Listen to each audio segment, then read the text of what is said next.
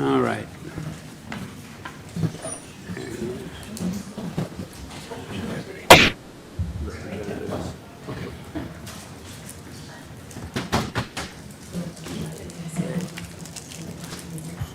All right, it is 5 p.m. I will call the Finance Committee meeting to order.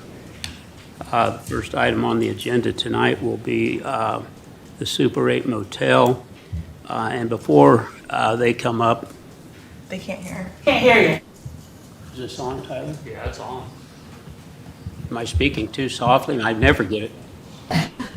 Okay, let's start over. It's 5 o'clock. Did we hear that? That good? Okay. The first item on the agenda tonight is the Super 8 motel. And I know that there's people here that possibly are misinformed about what this meeting is about tonight. This meeting is not about the Iron Horse basketball team being here next year or the year after or anything like that. It's not about anything more than we have an issue that we need to resolve, and that's why it's on the Finance Committee agenda. So with that, I'm going to ask TJ and Mr. Patel to come up and kind of explain to us what the issue here is. Thank you, council members. Thank you for Mr. Morris for putting us on the agenda today. I'm here representing Kumar Patel. He is the owner of the Super 8 by Wyndham in Logansport. He is also the owner of the McAllister's Deli. So in the aggregate, my name is TJ Rethlake. I'm an attorney with the Nice Law Firm. Thank you. And between the two businesses, he employs approximately 40 individuals, give or take, in the Logansport community. He's invested millions of dollars into this community, and he was approached by Mayor Martin beginning in February of 2025 regarding the Logan Sport Iron Horses, which is a TBL league team that started up this year.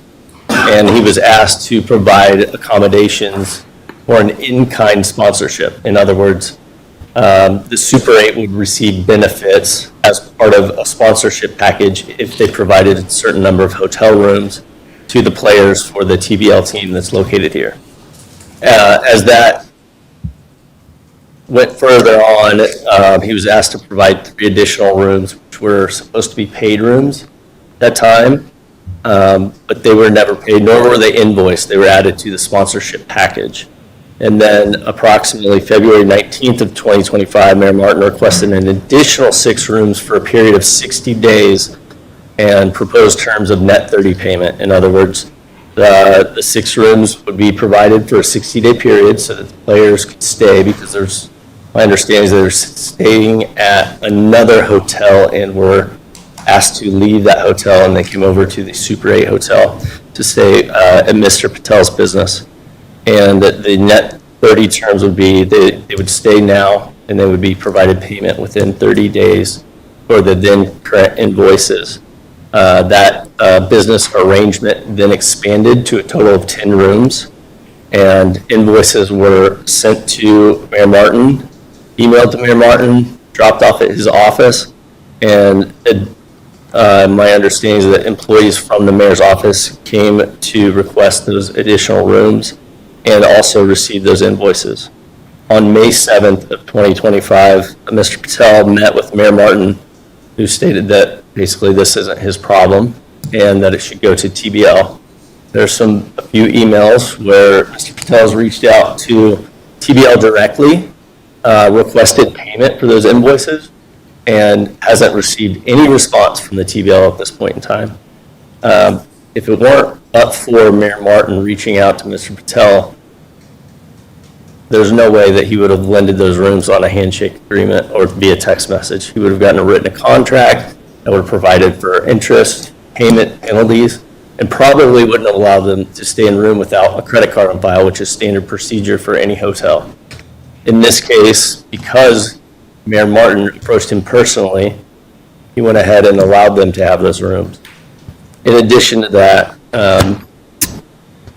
detrimental reliance that Mr. Patel gave to Mayor Martin, all claims have been basically denied or dismissed, but nobody's disputed those, that the amounts to an owing. Nobody disputed that there was benefit given to these players, to the TBL, or that the city benefited from that from some period of time, whether that's through economic development or having the team here. I know that there's a lot of mixed feelings about Iron Horses, whether it's beneficial to the city of Logansport, but the fact of the matter is, you have a serial entrepreneur that has 2 small businesses in town.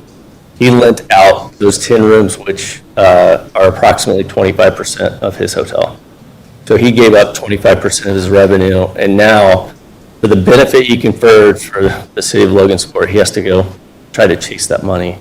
And that's basically why we're here today.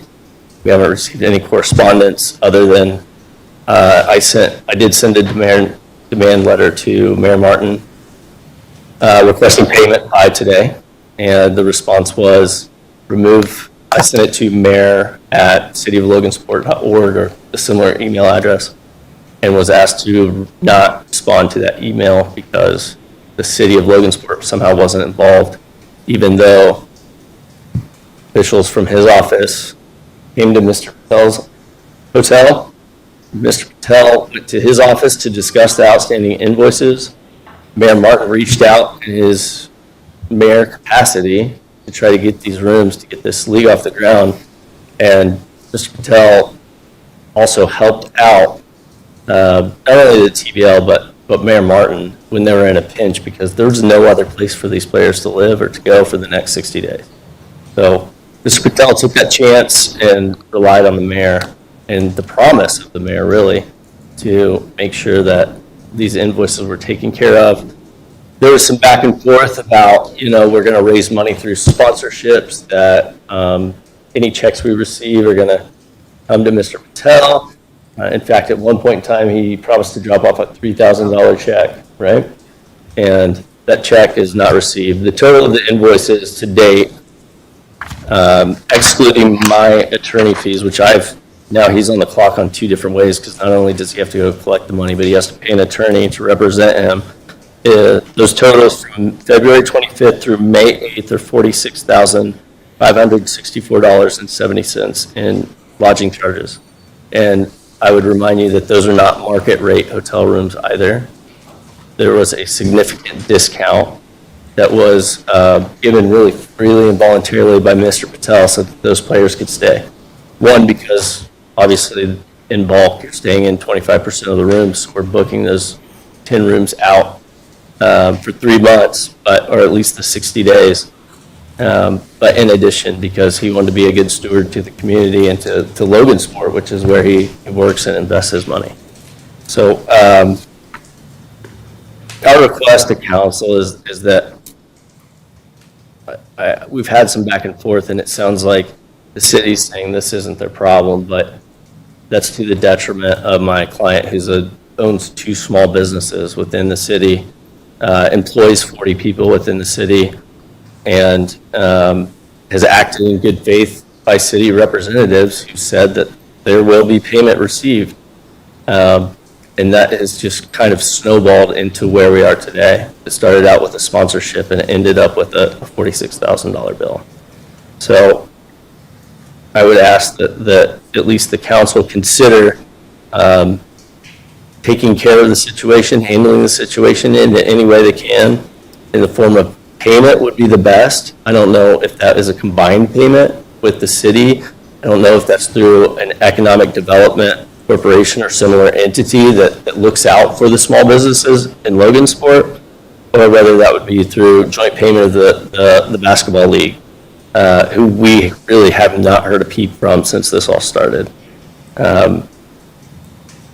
It's disappointing from our perspective in that there's a trusted partnership with your city. You should be able to rely on your city officials in terms of looking at them, having a handshake agreement, and making sure that things are done properly.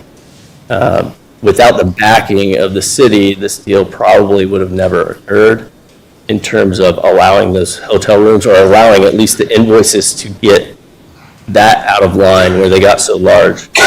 And so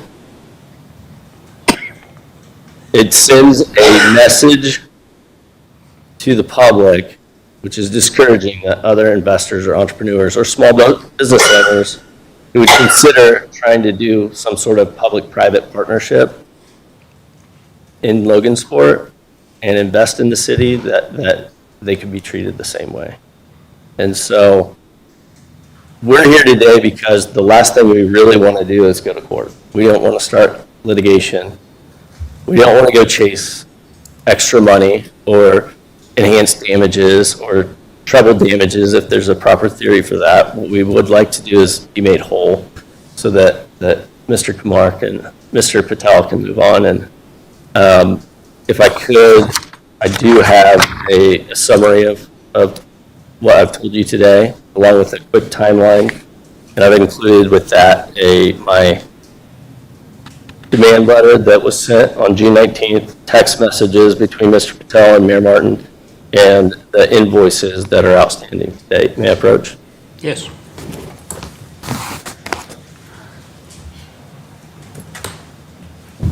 Thank you, sir.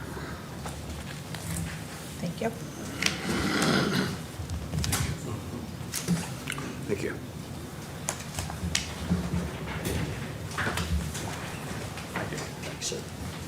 Thank you.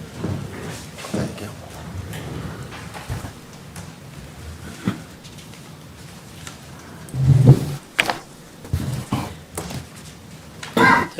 Are you kind of summed it up there? I have, yes, and we're happy to answer maybe any questions that any of the council may have regarding the matter. Council have any questions for TJ or Mr. Patel? Let's hear from the mayor's office. So we have a representative from the mayor's office here today. I guess Jacob. Deputy, can you come out? I can't tell you anything about this situation, to be honest with you. Do you have an extra copy? Yeah, I should. Let me see. Here you go.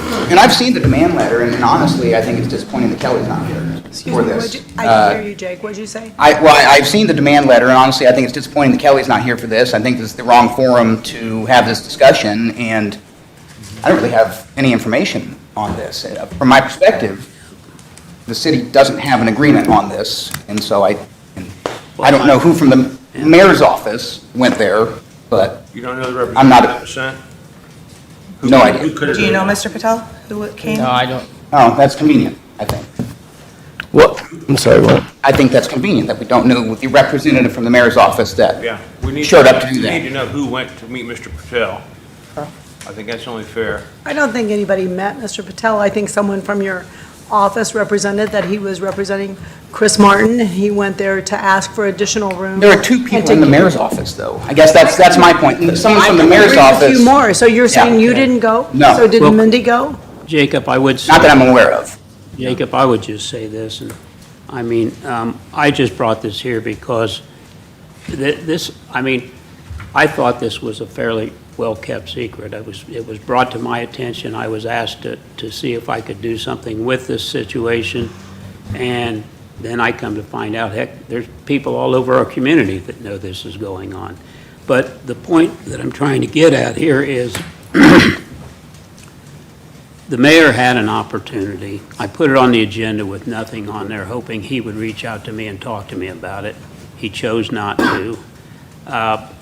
And he had the opportunity to be here today to answer for himself and to at least give us an understanding of what's transpired. He talked to Kelly immediately when he saw that it was on the agenda, and I think the advice of Kelly that this was probably more of an executive session thing anyway, to talk through this, because the letters was sent threatening a lawsuit, saying payment by today. Well, that's not going to happen. And so I think the way that this ended up, this is not the forum. I think that our attorney, when a lawyer sends a letter to us, that kind of triggers, our attorney needs to talk to their attorney and deal with this, and I don't think anybody was given that opportunity. Yeah. Because, look, I don't know the well-kept secret part, this is not a city issue on our end that we believe.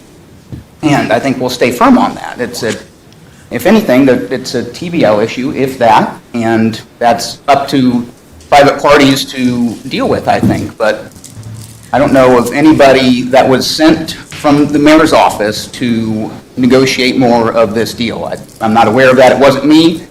If it wasn't me, it would have had to be Mindy, and we're not typically sending her out to do things like that. So I think that needs to be cleared up a little bit. Well, Jake, do you feel like if you go and make an agreement like this, and you're representing the city of Logansport as the deputy mayor, do you feel like this should be brought to the attention of the city council if, in fact, you did the same thing representing the city of Logansport? Well, I'm not going to concede that he was representing the city of Logansport. I think that You don't think the mayor of Logansport? I'm saying that he was not making promises on behalf of the city of Logansport, and that's why I would rather have this conversation with Kelly, because I don't think that's what happened, and we're going to get things garbled here. Unless you guys are wanting to write a check for something that I don't think we need to write a check for, then we're in a tough position here. I think there's more discussion that needs to be had. I think that Kelly needs to be brought into this and maybe have discussions between him and the city attorney, but I think that would be the best forum to go forward on this, and I don't really have any other information. You just said you don't Have think you the been in city touch has with any interest in DPL? it, but you think that the city attorney should talk to his attorney. No, I think that they sent, Hasn't- no, Susie, I think that they sent a letter to us saying that if you don't pay us this amount by this date, we're going to sue you. This So has that been 2 triggers- months since February, sir. No, This is it's sent, January. but they sent this letter on June 19th, Susie, that's what I'm talking They've been about. sending invoices. Yeah, but and he had a meeting with him in his office on May 7th. Okay, but still, just because people come to us and say, you owe us money, doesn't necessarily mean we do, and so. People don't just come to you and say, you owe us money unless they have something. Susie, I'm not arguing the fact, I don't know enough All right, about the let's- situation, this is here's the what- wrong forum. Here's It's the wrong forum to do Here's what it. we'll do. Here's This what. was inappropriate. Jacob, you think it's the wrong forum. I'll take responsibility for the fact I thought this was the right forum. I thought this gave everybody an opportunity to discuss it rationally. The mayor chose not to be here. Maybe he did get the advice of Kelly, and Kelly told him not to come here.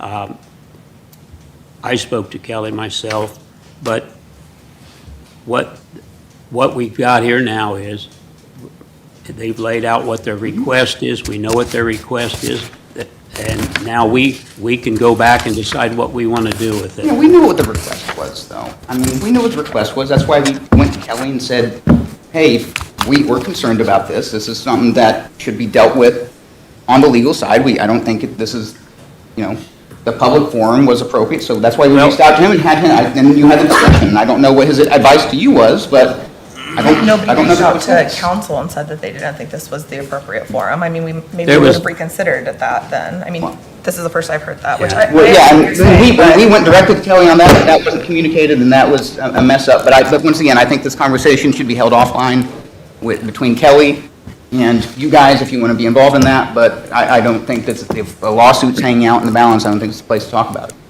Well, I mean, that's- There's no lawsuit filed, so it is okay to talk about it. I understand that, but they're threatening to file a lawsuit if we don't write them a $46,000 check or find somebody else to do that. And so that's the situation we're faced with. Have you been in contact with the TBL?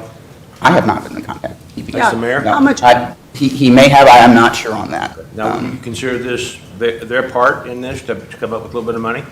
A little bit of money. TBL? I'm talking.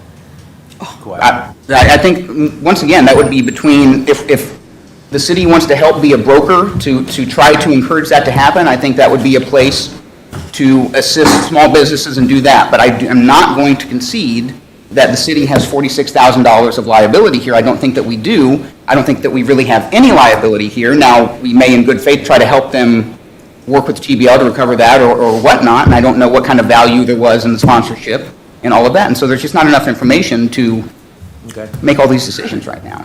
We'd like to be more informed as council. That's, What transpired? Was there a handshake agreement? Is that legal? If I say, I'm going to pay you, I shake your hand, am I liable on a handshake? yeah, and that's why I think there are forums to look into that and have those conversations. I don't know the answer to that, but I know for a fact that we have no contract about this. We have never had any type of contractual relationship directly with Super 8 or anybody else on this. And that's what I can say for a fact from the Board of Works perspective. And, I mean, they'll disagree with that, but that's part of the process. And so that is what it is. okay. So I don't know that I'm there's gonna more to get wrap- into right now. I'm going to wrap this up. Here's what I'm going to say, and my final thoughts on it is, the last conversation that Mr. Patel had with the mayor was May the 7th. We're sitting here on June the 23rd, and absolutely nothing's happened because no one will answer Mr. Patel. Somebody had to be responsible for what went on. We'll leave it for a further day's discussion. And I would just say this, Mr. Patel, I'm sorry for the situation you're in. Our job as city council members is to represent the people of our community. And I feel like our community has let you down extremely, in an extreme fashion. How we rectify all that, I guess we'll see as we litigate or talk to our city attorney. But we should never be sitting here talking about this situation, never. And I'm disappointed for our administration and for the situation that you're in. And we'll just end it at that. And thank you for your time, TJ and Mr. Patel. I don't disagree about being sorry about the situation. It's our job to make sure that we're not spending taxpayer money on things that we don't have to. And I just don't agree that we need to. So Well, we're already into this for over $57,000 of our tax. well, I understand that, but that was a direct contract with them. And that's the difference, and that's why I just wanted to, I'm just saying, don't say we're not into this with Oh, no. taxpayer dollars, sir, because we are. yeah. it's not Does anyone, and I was on the council, have a question for TJ and Mr. Patel before they leave? Okay. Thank you for your input, Jay. Are you going to proceed to the Board of Works on this, or what's your next move? Do you know? I don't know yet. This was informational. I was hoping that maybe even TBL, or maybe the mayor would be here to Yeah. talk about the situation. It's Yeah, somebody who owes you the money. It's disheartening that we're going to play both sides of the coin, right? This is Christopher Martin talking on one side and Mayor talking on this. And when it's convenient to say that it's Christopher Martin because we're trying to get out of a contractual liability of the city of Logansport, you need to go collect directly from the TBL when the broker for all these rooms and this entire deal was Mayor Martin. And in the request, when you look through those text messages, you'll see that he says put it under TBL, but then in the same breath, in the same text message shortly after, it says send the logos to Mayor Martin at cityoflogansport.org. And then thereafter request that, tells them that payment's going to be made. And it was really easy to get Mr. Patel into this using maybe the scope of the city or making promises on behalf of the city. And then now tell Mr. Patel that he needs to find his way out. We don't want to be here either. Trust me, Mr. Patel hates public speaking. This is the last forum he wants to be at, okay? We would love to get this resolved, but we're in a pickle, and so we've got to sort it out one way or the other, and we're trying the easy way first. So this is, I guess, maybe the easy way, in our opinion. Right. I understand. And I would just say that,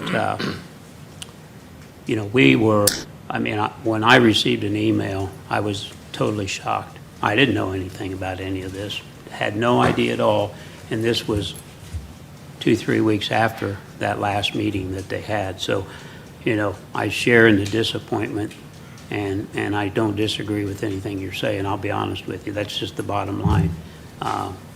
Whether he was, well, I'll leave it at the way you put it.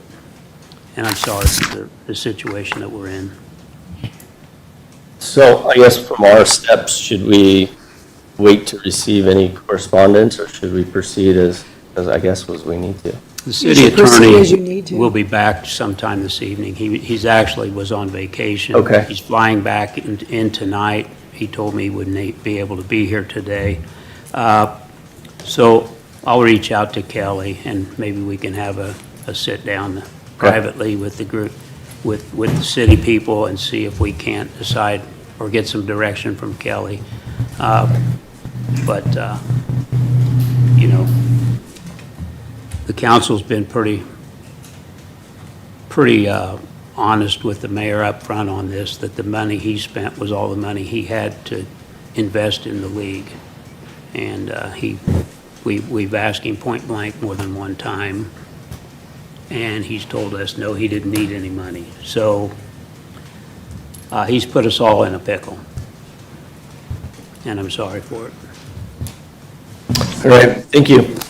Thank you. Thank you, TJ. Thank you.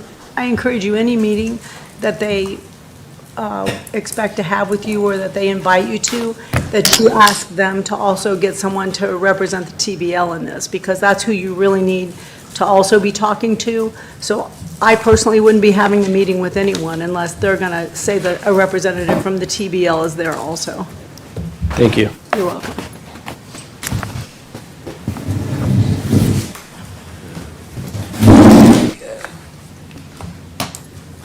All right, the second item on our agenda tonight, let's move on here. Okay, it looks like Bill Cuppy is up. We've got a couple tax abatement requests and then the annual tax abatement reviews from Bill. Yes. First up this is LSI Metal Fabrication and Logan Stamping. Logan Stamping is the parent company. LSI is on Main Street and Logan Stamping is in Industrial Park. First up is LSI Metal Fabrication. They're investing $2,253,799. The request is for a 5-year abatement. The schedule 100%, 80, 60, 40, 20% over 5 years. I sent you all of the material in the packet a couple weeks ago. highlighting, they were at 104 just a year ago employees, that in aggregate they're 131 now. When we started this, we started working with LSI specifically in 2018. When we moved into Main Street, they only had 13 employees. They have 41 employees now. So they're growing. They're always in compliance. And with that, I would highly recommend that the first one is LSI, that we approve or move it forward to the agenda of the $2.2 million abatement request. You say they've always been in compliance? They have never been an issue, correct?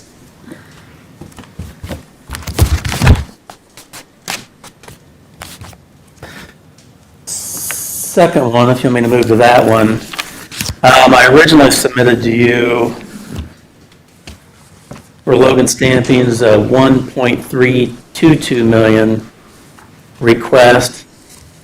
Since then, the last 2 weeks, they want to purchase another piece of equipment for an additional $582,245. So my request is actually up to an abatement of $1.9 million. And David asked me just for the amendment, physical copies. Thank you, Bill.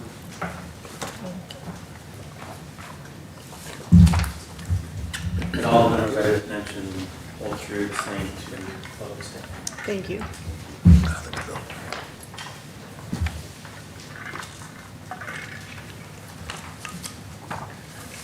If you agree to the amendment,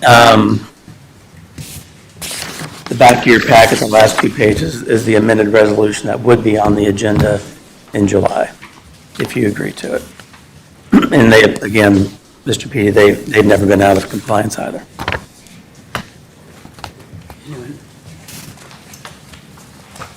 Anyone have any questions for Bill on these 2 abatements? I mean, Are we it's pretty... voting, I'm sorry, are you done? Go ahead. Okay, thank you. Are we going to be voting on these abatements every year? Compliance on every year?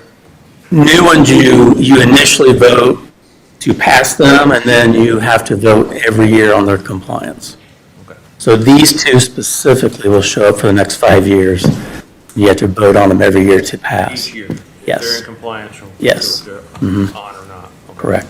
So you could approve them in July, and then next year they're out of compliance, you could take it away from them for that 1 year. Okay, And then they have a chance next year and next year. very good. Thank you. And that'll be, after we look at these, Scott, that's what we'll do next, is the annual reviews. Yeah, that was my question. So are there any questions? I mean, it's pretty straightforward. Bill's got the chart in the back there. It's a typical chart that we use on the abatement process. But if nobody has any questions, we'll move this to the July 7th meeting. Are we talking about the ones that weren't in compliance? No, we're still on Oh, just the these 2 two? abatement Okay. requests. So is everyone okay with moving those to July the 7th? I am. I got one more question.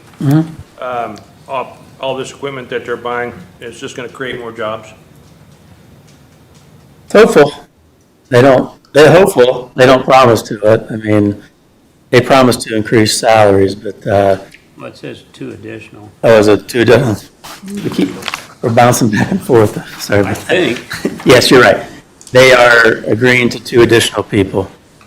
So there's an increase in jobs. For LSI, 2 additional people, and for Logan Stampings, 2 additional, so 4 total additional people. Correct, 2 and 2? correct. Thank you. So what shows up next year, Scott, if you look at LSI, the one you have in front of you is Logan Stamping.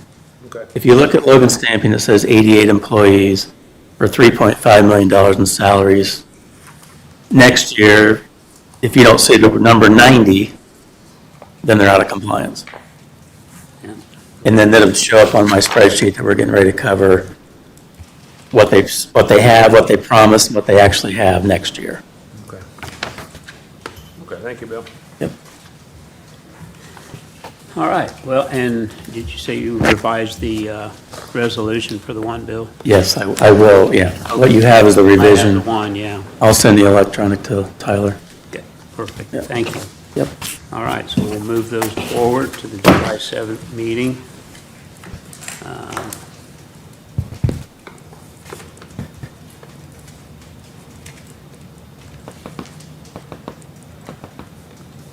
And we'll move to the review of the annual abatements. Okay, I sent you a big packet on this.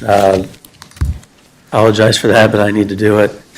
The email's pretty lengthy too, and kind of described the process of compliance.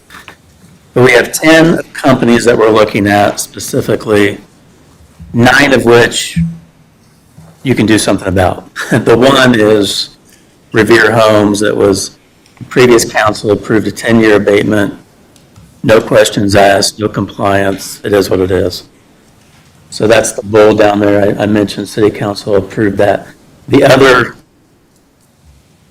9 companies you see listed, I've clumped them together for you to look at. If you see red you look at the green column on the right, if they are red on both columns, you'll have an N as non-compliant. What that means is you can still allow the abatement, but you must bring them here tonight to let them say their piece. The one that, through Dave, we agreed because they're all compliant. Compound was out of compliance, but it's a very minimal amount. The one that just started last year, Raymond, it was a very big investment from them. It was a $14 million investment, as you can see in the investment column, the fourth column over. It says $13,977,259. When they started that abatement, they had 174 employees at $13,977,259. They are slightly down on salaries of $319,000, and they are down 7 people. So I did give them public notice to come here tonight. We do have 2 representatives. Unfortunately, their plant manager passed away 2 weeks ago. Larry Barker, I've been dealing with Larry for a long time. He'd been an employee forever at Raymond. Unfortunately, I think he passed away on June 7th. So now the interim plant manager, Brian, is here, and the controller, Scott, is here, if you have questions for them. Want to come up? If they could come up and maybe give us an explanation for what's happened. Afternoon. Thank you for coming. So I'm Brian Kelly. I live here in Logansport, 3011 Green Hills Drive. I've been employed at A. Raymond for 37 years now. As Mr. Cuppy said, we did lose our plant manager. I am the interim plant manager for now, and Scott is our controller. I actually managed the project of the new equipment that Mr. Cuppy spoke about. And the reason we are down is we're having a hard time getting skilled trades. We had 7 tool makers that's been there 30 plus years retire in the last year. And to backfill those positions are very hard. We've tried all sorts of means. We're working with Career Center. We've got a gentleman that we're sponsoring at Vincennes to help replenish those resources. And locally, we've went internally. We've brought people from the factory into the tool room, and there's an apprenticeship program in place to help backfill those positions, and then we will backfill those positions. So it's definitely a temporary situation. It's not a situation that we want to be in or need to be in. We need those resources, for sure, the 7 people that were down. Our average workforce is 55 years old. In manufacturing, that's getting up there. There's a lot of knowledge there, but it's also, it can be detrimental when they all decide to go in the same year. That's a lot of talent that walks out the door at the same time when you're trying to grow your business. So we've got some challenges, but I like the plan we've put in place to backfill those positions. I think it'll be easier to bring people off the street, train them as operators, versus skilled tool makers that have no idea what they're doing. At least the people we're promoting from inside have touched these tools, they've ran the machines, they understand our business. So that's the approach we're taking today to backfill those positions. Brian, How long does your internship program take to be able to? So we're hoping 2 years, within 2 years.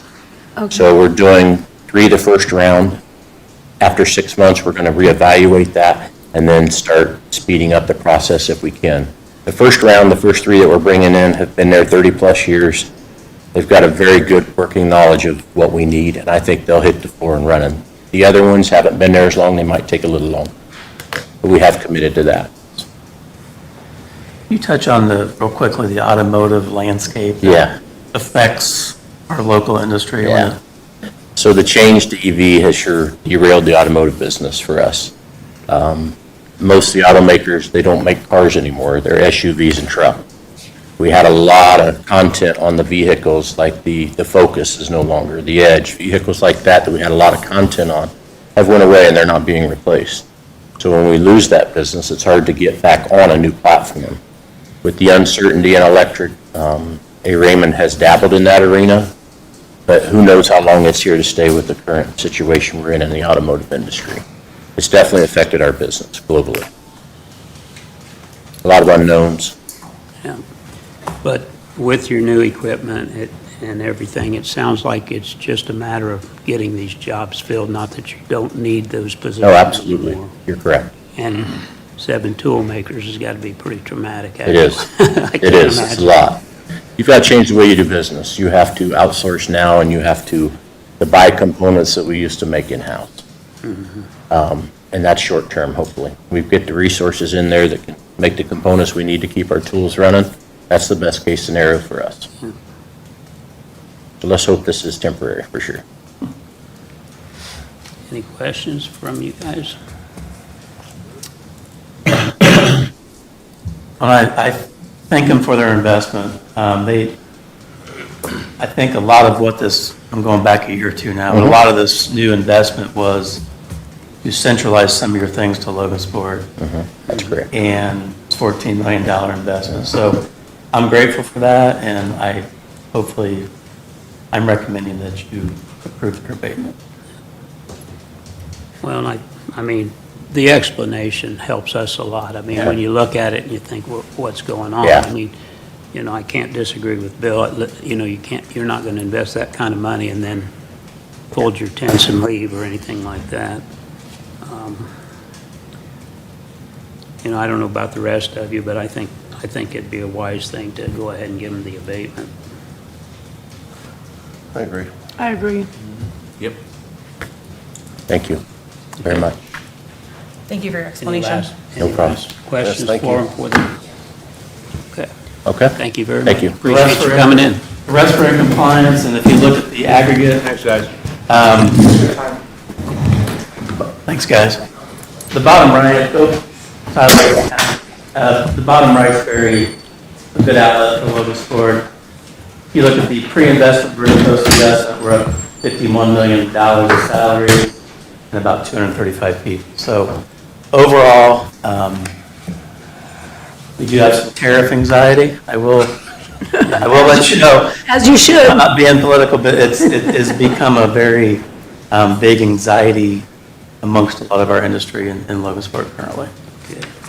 Hopefully that's not reflective on next year's numbers. Did the other one, did they write a letter or? Yes. I sent it in your packet. Oh, sorry. Yeah, they wrote a I didn't see letter. that one. Big employer, looked like a bankruptcy, tariff scares. I got it, thank you. Yeah. Sorry. Do you have it, Hayden? So we've got that, then we'll put all 10 on today's, they're all in there, Bill. So the resolution will be on tonight's special council. Okay. Thank you, Bill. Thank you. Thanks, Bill. Okay. Jason, this is, I sent you an attachment, I believe, that explained what Jason's asking for us to do here. You want to bring Rocky up here also? Not for this. Different. This is not for this. You, your meeting? Basically, we went to an 800 megahertz radio system in 2023. We had a bunch of portable radios, pagers that were now obsolete. We can't use them. So I'd reached out to a company out of Colorado and actually met them at one of the conferences we go to, and they buy used equipment. So I was in contact with them. I talked to our radio vendor, and he said they're a very reputable company because there's things inside the radio that some people aren't, that can steal codes or something, I don't know. But they said this was a great company to deal with. So we went to the Board of Works, we surplused all that radio equipment. We sold it to them for $4,000. We got a check back. And I'm asking if we can put that into our training budget. I have 4 probationary firefighters I want to put through an EMT class, and it's $1,000 a person. And once they pass that class, I want to reimburse them. I'm going to make them pay for it up front, so they've got a little bit of, they've got something invested in it. So once they pass that, I'd like to take that money and reimburse them for it. Anyone have any concerns about that? I think it's a great thing, Jason. It's a great way to use the funds that you got back. And anytime you guys get additional training, I'm excited about it. Okay, we'll put that on the July 7th meeting, Jason. Thank you, Chief. Thank you.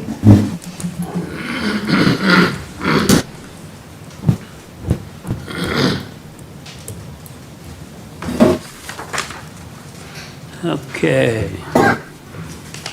Next up, we have rainy day resolution.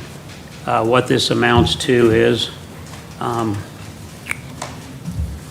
we've had a claim turned in for some of the work on the Scott Jones case.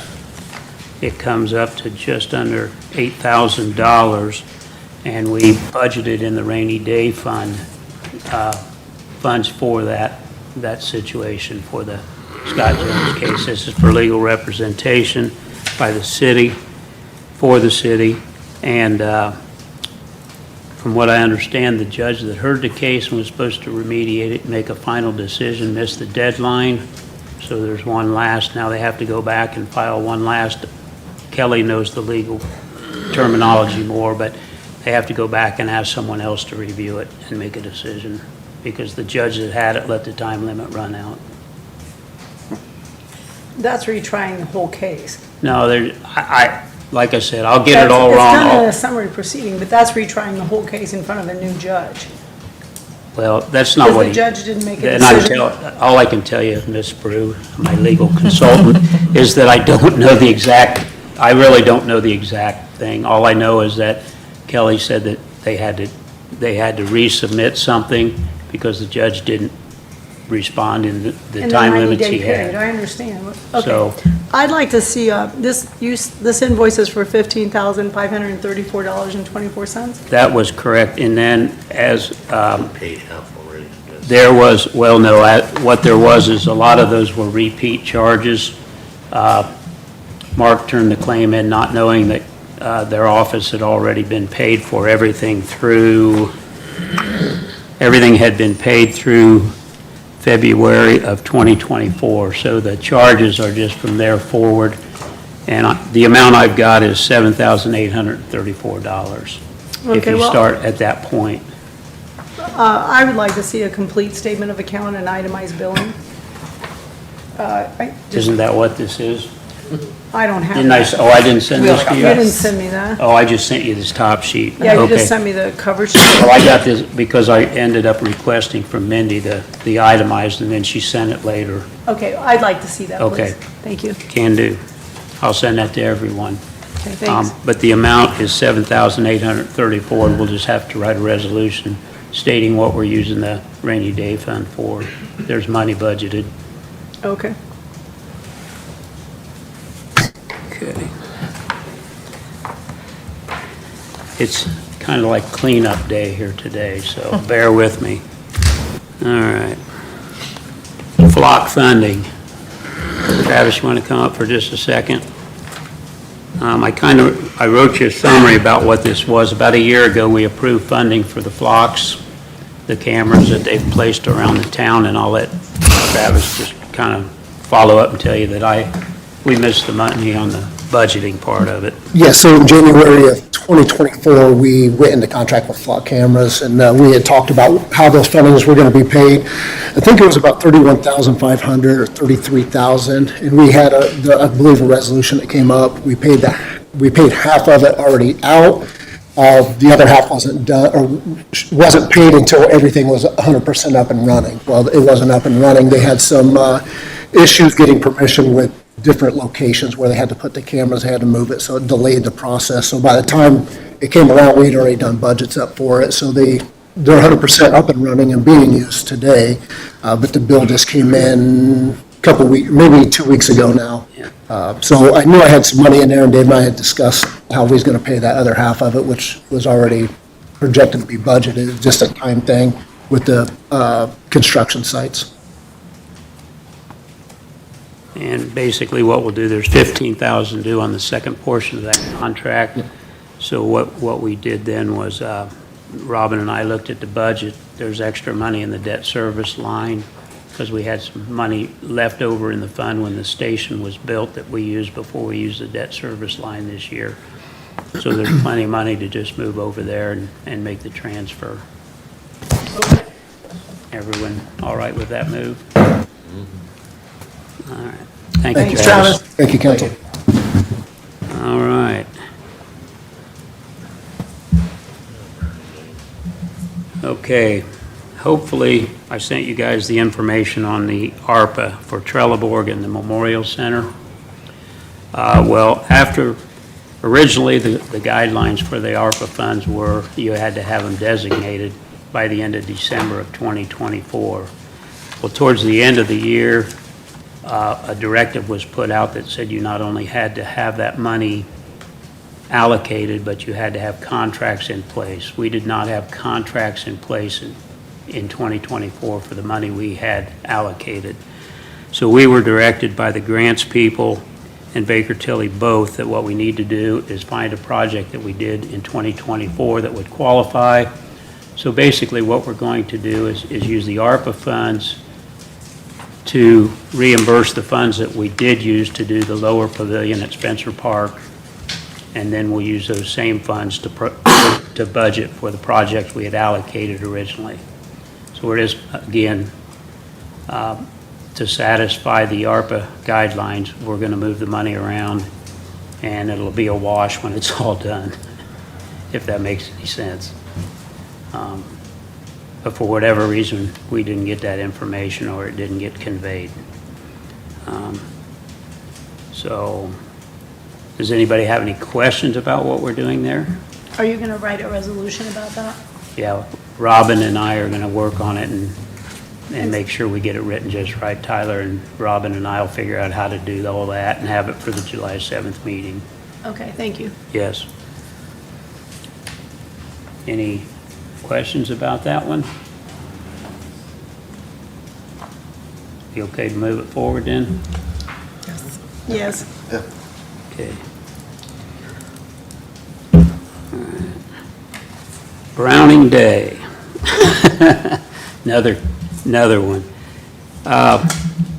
Towards the end of the year, or earlier this year, I guess it was, we got a proposal for Browning Day, and there were two phases to it for the Memorial Center. One was to assess the historical issues, the structural issues with the outside of the memorial home and come up with a cost estimate.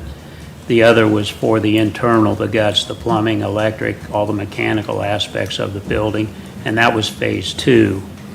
Well, we didn't need phase 2 right away, so we only approved phase 1. Well, unfortunately, I didn't pay attention when I submitted the contract to the Board of Works, and it had a place on there to sign phase 1 and phase 2, and both phases got signed at the Board of Works. So when it was sent back to Browning Day, they had a guy start on phase 2. When we realized what had happened, we stopped him at that point. So basically, I believe I sent you did I send you the Browning Day sheet? believe so. Cover sheet, Pardon? cover sheet, yeah. Yeah. There was Oh, yeah, for the 13. 13.5. Yes. Yeah, got it. Yes, which was 36% of the project of Phase 2 was done. So what we need to do is make an appropriation to pay that first part of the Phase 2 off. And I would just suggest that we have enough money in the non-reverting Logan Memorial Center Fund to do that, Yeah, that's what I thought. if everyone is okay with moving that money. I'm in favor of that. This is stuff that you wanted done eventually anyway, Yeah, so. yeah, it it's just not got done a gonna little make bit anything earlier there. than we anticipated. Is everyone okay with moving that forward to July 7th? Yeah. Okay.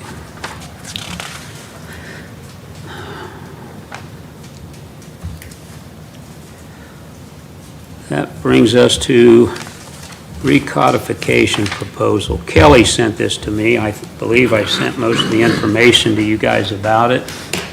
I talked to Kelly about this on the phone a couple days ago, and I suggested what we do with this is, it's really kind of a Rules Committee topic, so we're going to turn it over to Chris, and Kelly has already talked to them about coming in and showing us just what they would do for us to get all of our codes and ordinances up to speed and how much the cost would be. The initial estimate was about $12,000 to bring those up.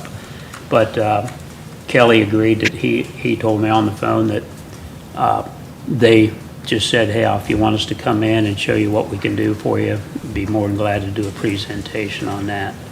So we can do that, move that forward to just have them come as the next step in that.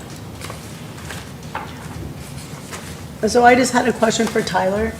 I would like to know if you've read this document, because it's very extensive about ordinances and what kind of ordinances we have in place and what kind of changes they would make and how they would update the system. So I just wondered.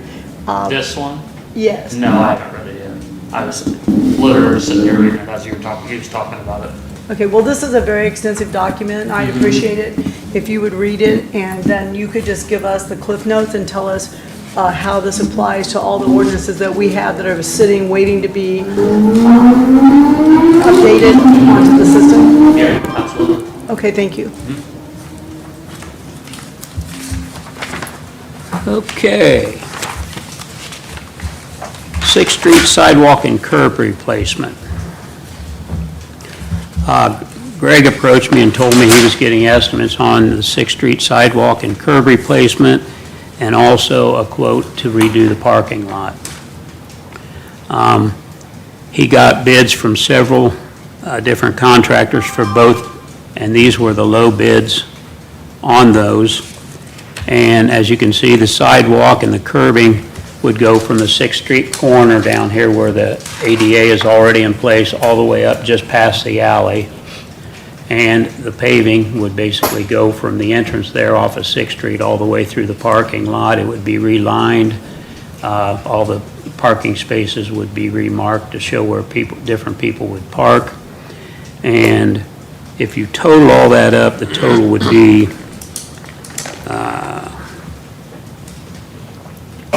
let's see here, $46,997 if we split the cost. That's what he was asking, to see if the city would be willing to share the cost with him on these projects. How much is the total cost, Dave? The total cost is double that. I didn't write it down, but about about $93. And he's asking for half of that, which is what, 46? $46,997. And where would that money come from? We could take that out of our infrastructure fund, or possibly use some of the GO bond money if we want to match that. Okay. Whatever you recommend. I think it's a pretty good deal just to go 50-50 on this and get the work done. It all needs to be done. It's time to kind of spruce the building up and get things back in order. To me, it wouldn't make any difference which fund we used. We've got pretty good amount of money in the infrastructure fund. I think somewhere around $600,000 right now. And we have a little bit more than that left in the GO bond fund. So Where exactly is this going to take place? How you say 6th Street going where? You start at 6th Street corner, go south towards Market Street, and it would go just past the alley. And we'd be redoing all, and it'd be 6-inch concrete, not 4-inch, because they wanted to have thicker sidewalks, because every year when they put the lights and stuff up on the building, they bring their equipment up there. So they felt like they needed a thicker sidewalk than normal. And then the entire parking lot's got, starting with the 6th Street entrance or the 7th Street entrance, Okay. all the way in, is my understanding. Okay. They'd reline it, they've got new signs that they're gonna put out, Signage too? and he just needs to know if we're willing to go 50-50 with him on this. Okay. Thoughts? And I say yes. I'm good. I checked the sidewalks on the 6th Street and they're tore up really bad and I see they need to be fixed. But I'm not crazy about the parking lot because 3/4 of the streets in town are messed up and I think if they see us doing the parking lot, what about the streets? Well, we got $2 million committed to the streets, we're just waiting on central paving. I know. I mean, you can't And do. BJ, when you fix the sidewalks and you're trying to spruce up the city building. I'm for that, yeah. Well, okay, but then, you're gonna do that, and then you have the parking lot that needs to be redone. I mean, it's just best, if you're trying to improve how something looks, you should just do it all. I understand that, but like I said, we just put 27 new holes on 3rd Street. Okay. That's only on the east side, so. But okay. I'm good with Well, it. that's a state highway. Yeah, We state. don't pay the state highways. Just saying. But they'll have to fix their holes for sure. Yeah. So what do we got here? You Yes, okay, yeah. Haley? DJ? Yeah. Scott? Yeah, that's good. All good down there? Cam, you okay? This is their building too, right? Yep. Right. Can they pay 3/4 and we'll pay 1/4? I suppose that's always an option. Yeah. Get that raised. Next. Chris, you okay? I'm good with it. All right, we'll move this to the July 7th council meeting. Okay, all right. Mercedes still here? Nope, she took No, off. she's gone. Okay. Last thing on the agenda down there, and I wrote out, what she was asking for was for us to fund a plaque to be put on the gateway, Little Turtle entryway now, the gateway there, that kind of shows the history of how that, where the different locations for the gateway had been over the years, where it started out, where it is now. And just kind of a historical marker, I guess you'd call it. The estimates she got came out that she had a couple of them, and the one was $1,050 to do it. The sign would just basically say the signal bridge originally served railroad tracks that crossed US 24 west of town, was moved to the south side of Melbourne Avenue in 1994 to be the gateway for the Little Turtle Waterway. The gateway was the first element of that project to be completed, which now includes the Overlook Plaza, lawn, and trail from the confluence of the rivers to 18th Street. The gateway was moved again to make way for a major stormwater enhancement project that Logansport Utilities built under Melbourne Avenue. That project was completed in 2021, and the Logansport Utilities rebuilt the brick piers and reassembled the gateway where it stands today. So it's kind of a nice thing to know the history of where it's been. Is there anyone that has any concerns about allocating those out of our miscellaneous funds? Are they ever gonna fix the letters? I thought they had done that. You know, a couple weeks ago, they were still taped on. A couple of them had black tape around them. I don't know, Cam, I'll ask, I can talk to know Mercedes, they because I repainted honestly it. don't It's know. all repainted, but I thought that was part of it, fixing those letters. And it's just a few of them, it's not all of them. Which, do you know what letters I it don't is? know what letters, but Okay. Well, I'll ask her, because Cam, I don't know the answer to that, and Are you talking about letters on the, where's this Little Turtle? I look at I that. can't hear the question. What was the question? I might be like. He asked about lettering on the gateway. There's some lettering that's messed up. Do you know anything about that, Jan? I thought it was all repaired, and all the lighting has been on it now, and, I thought all that lettering, unless you saw it just recently. It was a couple weeks ago. Looked Oh, like it was? wrapped Okay. with black. I don't think anybody said anything to us about it, but we'll get it addressed. Thank you, Jan. Thanks, Jan. Yeah.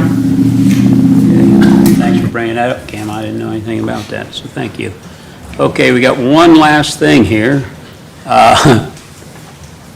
Chad, you want to come tell us about this truck we've waited years for?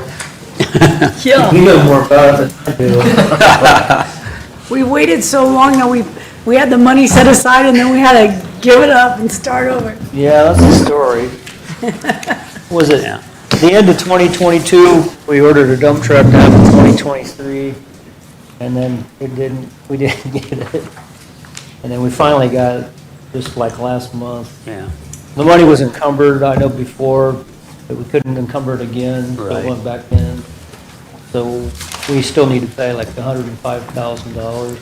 And they've got it ready to pick up? Oh, we have? You already got it? Okay, yeah.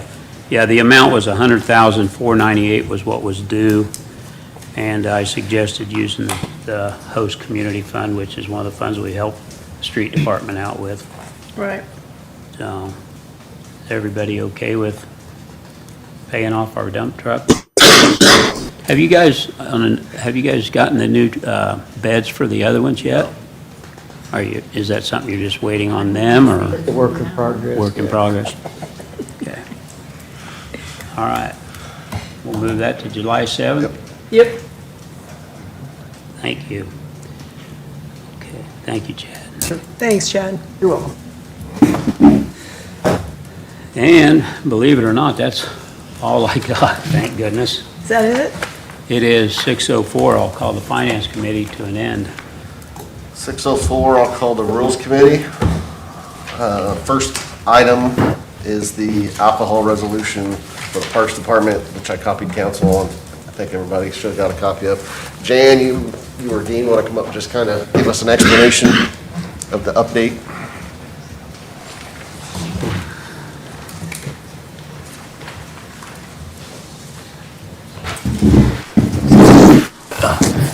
Not a lot really changing on it, it's just some wordage to where we can sell liquor now. We have a beer and wine permit, the liquor permit is another $250 a year. But lots changed, we've pushed on almost 20 years of selling beer and wine up there and with 0 incidents.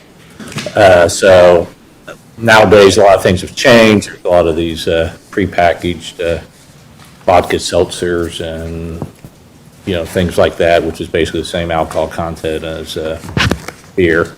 And that's just basically why the main reason why we're moving forward with it. Everybody good with moving that forward?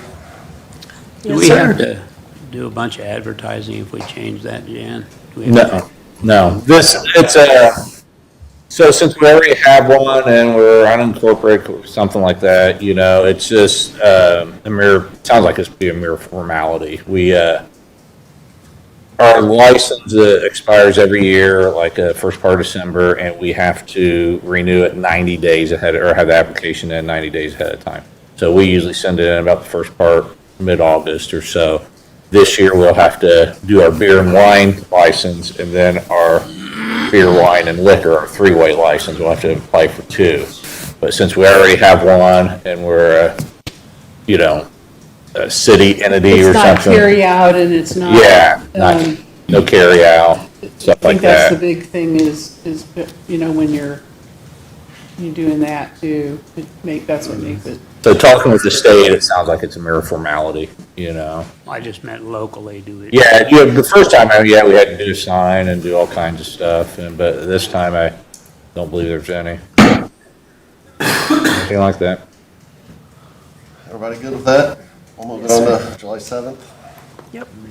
All right, the other thing for Jan, I was asked to present a fireworks resolution, kind of to update. Yeah, and I caught the gist of that. We have to do some publishing to everybody, and I can't remember what the other thing was that needed to be done to it yet.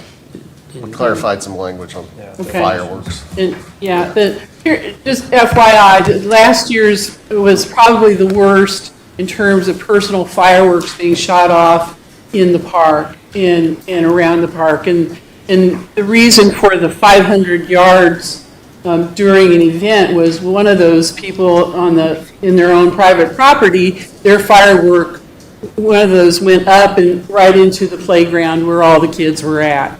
And so the idea of this is that while our programs are going on in the park, that, I mean, they can shoot after we're all done. There's no problem with that. But the idea is to not have all that going on along Riverside Drive, especially during our event. And because and if we can stop I had people even standing just, this close to me shooting stuff off, and it was like I didn't realize what they had in their hand at the moment, beforehand, but, they just don't have any sense about all the people that are in the park. And, it's a good 1,000 people wandering around, or they're close together, or however, and kids too. So it's just really important to do what we can to keep people safe.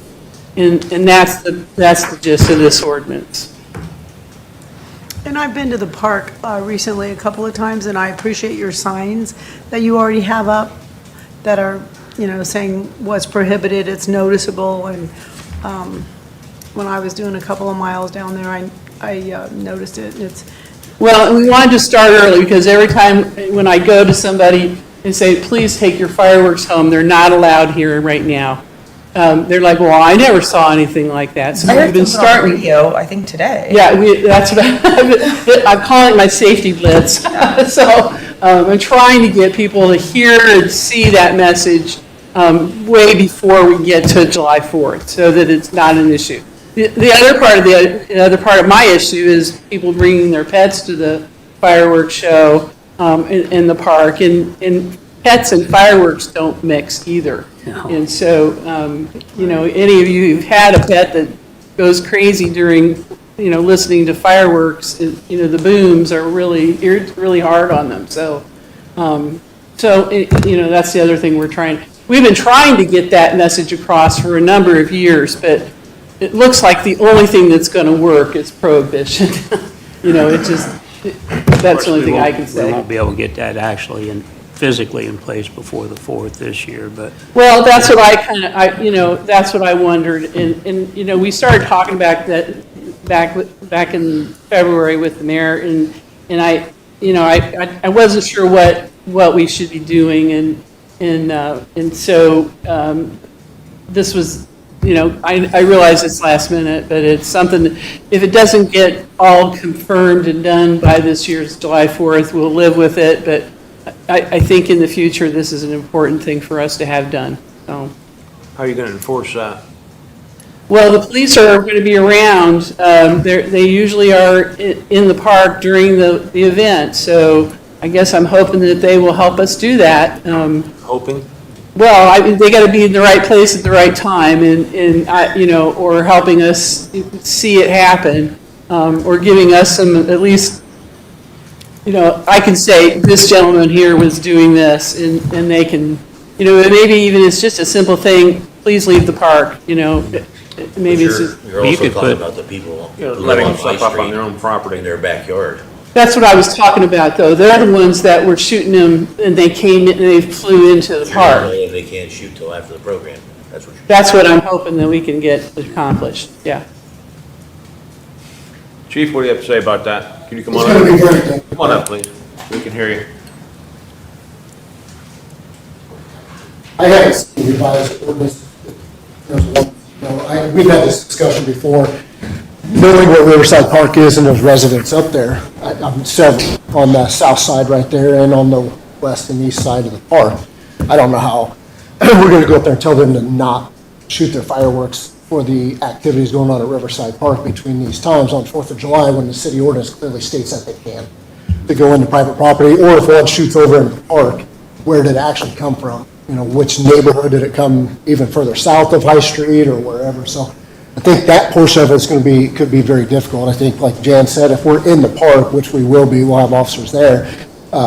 If somebody's inside the park as a participant or walking through the park during the activities and they're lighting fireworks off, that's easy to dispose of and ask them to leave or write them a citation or ask them to stop. But the property, some of them have privacy fences up. I think there's several down on that south side of Riverside Drive have privacy fences. It's going to be difficult to enforce something on private property like that, especially for a city ordinance. It's not a misdemeanor crime or felony crime to light fireworks, so it's going to be hard. Are there any illegal fireworks? Any who? Illegal fireworks? I- They all rated, just everybody can light anything off? No, I don't believe so. I'd have to get Shoot my through. mortar off towards the park? Say that again? I can shoot my mortar off towards the park? Well, if you're intentionally doing something, Mr. Bean, a couple of discussion with you. There's nothing, I don't believe in the statute that says if you're lighting projectile that's going straight up. Okay. Now, if you're intentionally trying to harm somebody, you have misdemeanor, you have criminal, you could have criminal mischief, you could have battery, you could have disorderly conduct. There's a slew of things you could have, but you have to knowingly or intentionally be doing something as well. So you have those exceptions in there. But this is, again, it's a city ordinance. It's not a state law or anything of that nature, right? So there's certain incidents that we have to witness to be able to enforce. I understand. Yes, sir. Thank you, Chief. Yep. Jan, what do you have to say about actually doing that? Well, if you feel like we need to work on it some more, I'm okay with that. I mean, I think the timing is already off kilter, so, you know, if we need to just work on this and get this ready for next year's fireworks, I'm okay with that. I mean, we've worked with it, and we will do what we can to keep it to a minimum this year. I mean, that's the point of our signs around town. I mean, we didn't just do it at Riverside, they're at every park and every entrance at every park. And so hopefully people are seeing those and taking heed, so. Oh, you're putting signs up? Yeah, yeah. I think that, you know, will solve a lot of the problem right there as far as in the parks go. Well, they don't, you know, it's the ones that will do it, you know. There are people out there that pay attention to that, and then there's those that don't. And they're the ones that, oh, I never saw that. So. Really, it's unenforceable? Yeah, it is, and, you know, but at least if I've got something that I've always said, we've always had these signs up. Please leave your personal fireworks and your pets at home. And at the very least, that's what we're asking them to do. On the park property, but on their own property right across the street, they can light them off. I don't think there's anything we can do about that this year. Yeah, we can enforce it inside the park. We can enforce it inside the park. If somebody's down there and they're lighting fireworks off. Knock you right across the street from the park. I'm gonna, as long as it falls within the city ordinance at the time, so on 4th of July, it's gonna be very, very difficult, is what I'm saying.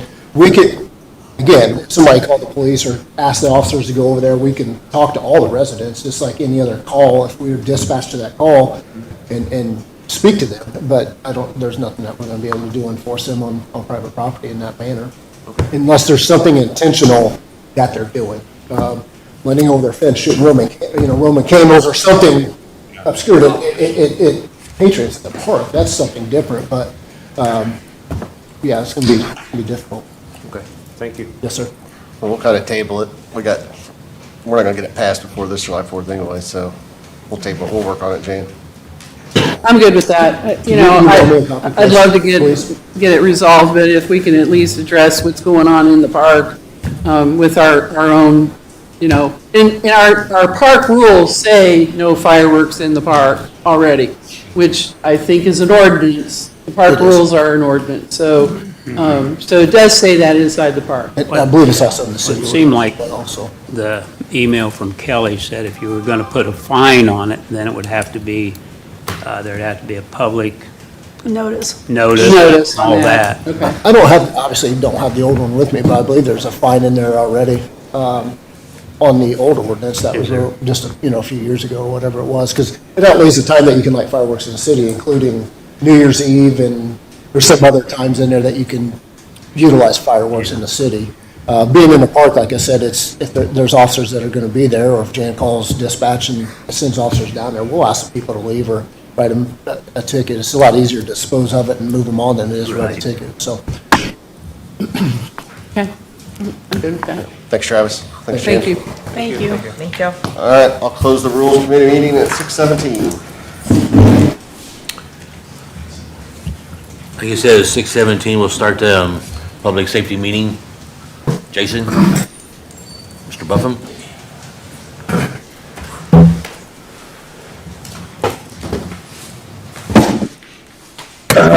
So I got Rocky Buffman, the Director of Emergency Management, here with me.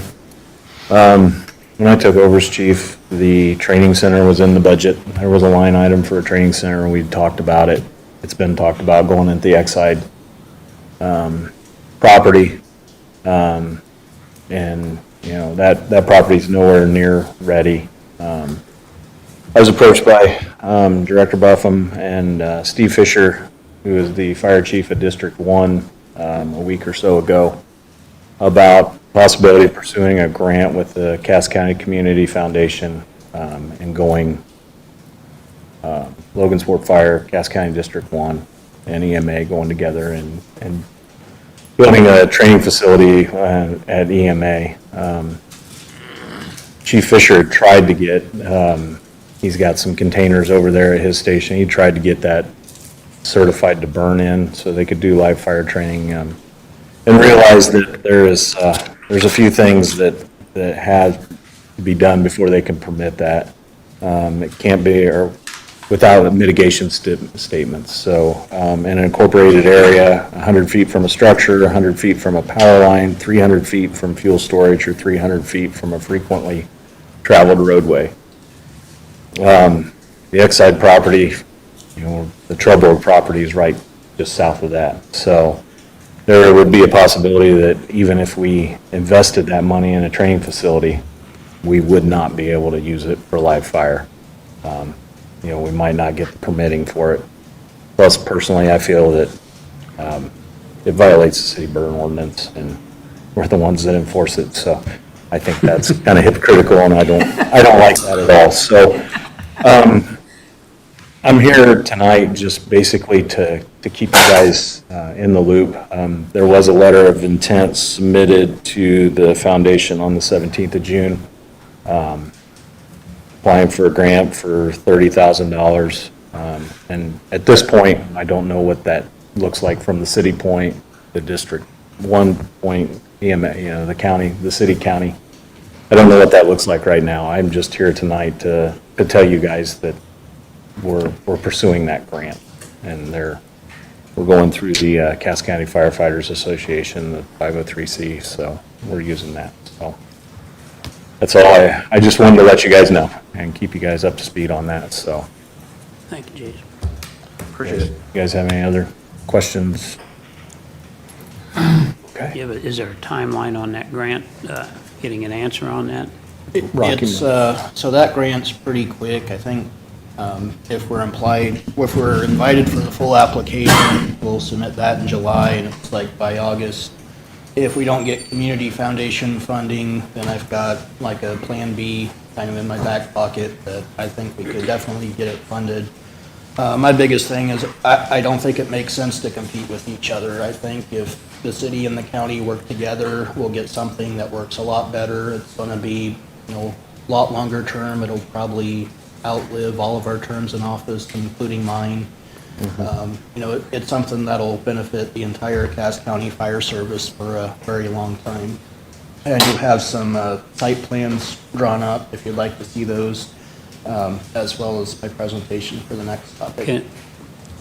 Can I ask you, will you need some type of memorandum from the city saying they're going to partner with you guys by the July application if you would get through this first step, or? I don't believe so. Is there a timeline on that? So at this point, we're not asking the city for any money or anything yet. So everything's coming from a different pot of money. You know, if we get to the point where, you know, Jason has a fund for a training center, if we get to the point where the city is putting money into it, then we might want some kind of use agreement, special district, nonprofit, something, just to protect all of our investments, because all three agencies will be putting something kind of awesome together. No, we don't want But you somebody wouldn't down need the road it to mess. necessarily for the foundation's grant.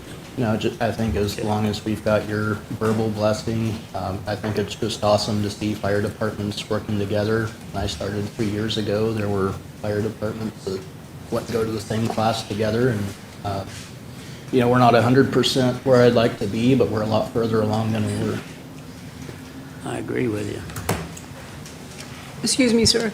So you're saying that you can apply for this grant through the community foundation on behalf of this facility that you'd like to build, and it doesn't matter if you, when you're applying for the grant, if you show that it's not just the county EMS and the city fire department, it doesn't make any difference. Once you get the money, and then we can all be a team together on this, and you don't need anything to apply for the grant. Is that correct? Yep, so we're EMA, not EMS. Don't call me bad names. Sorry.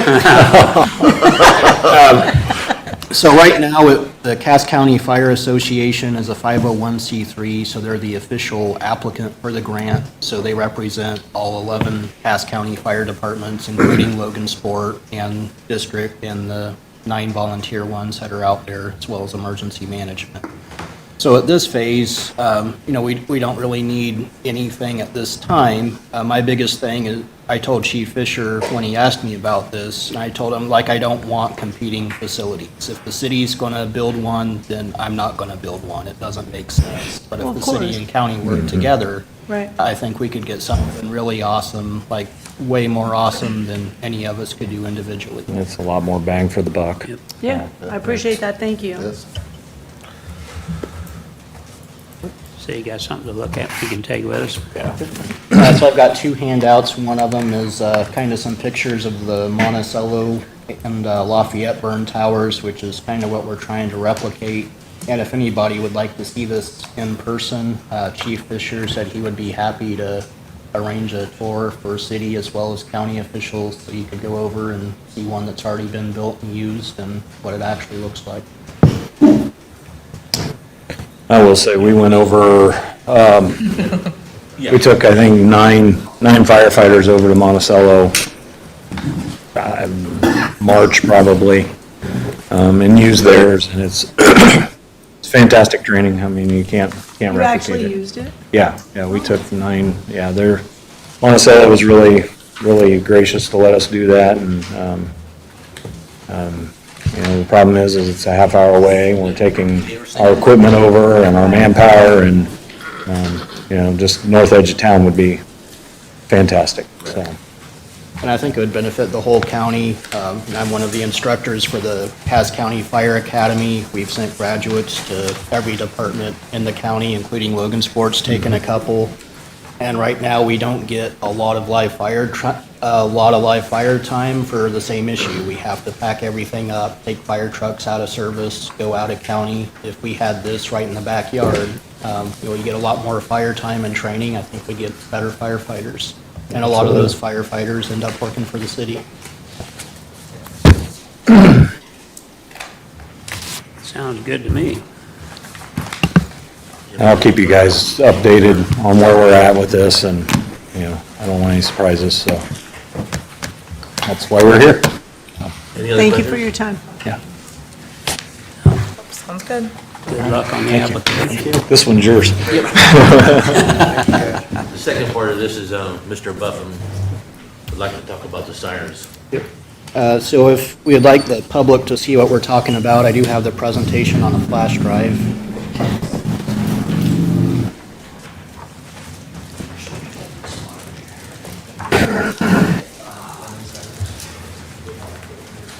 No.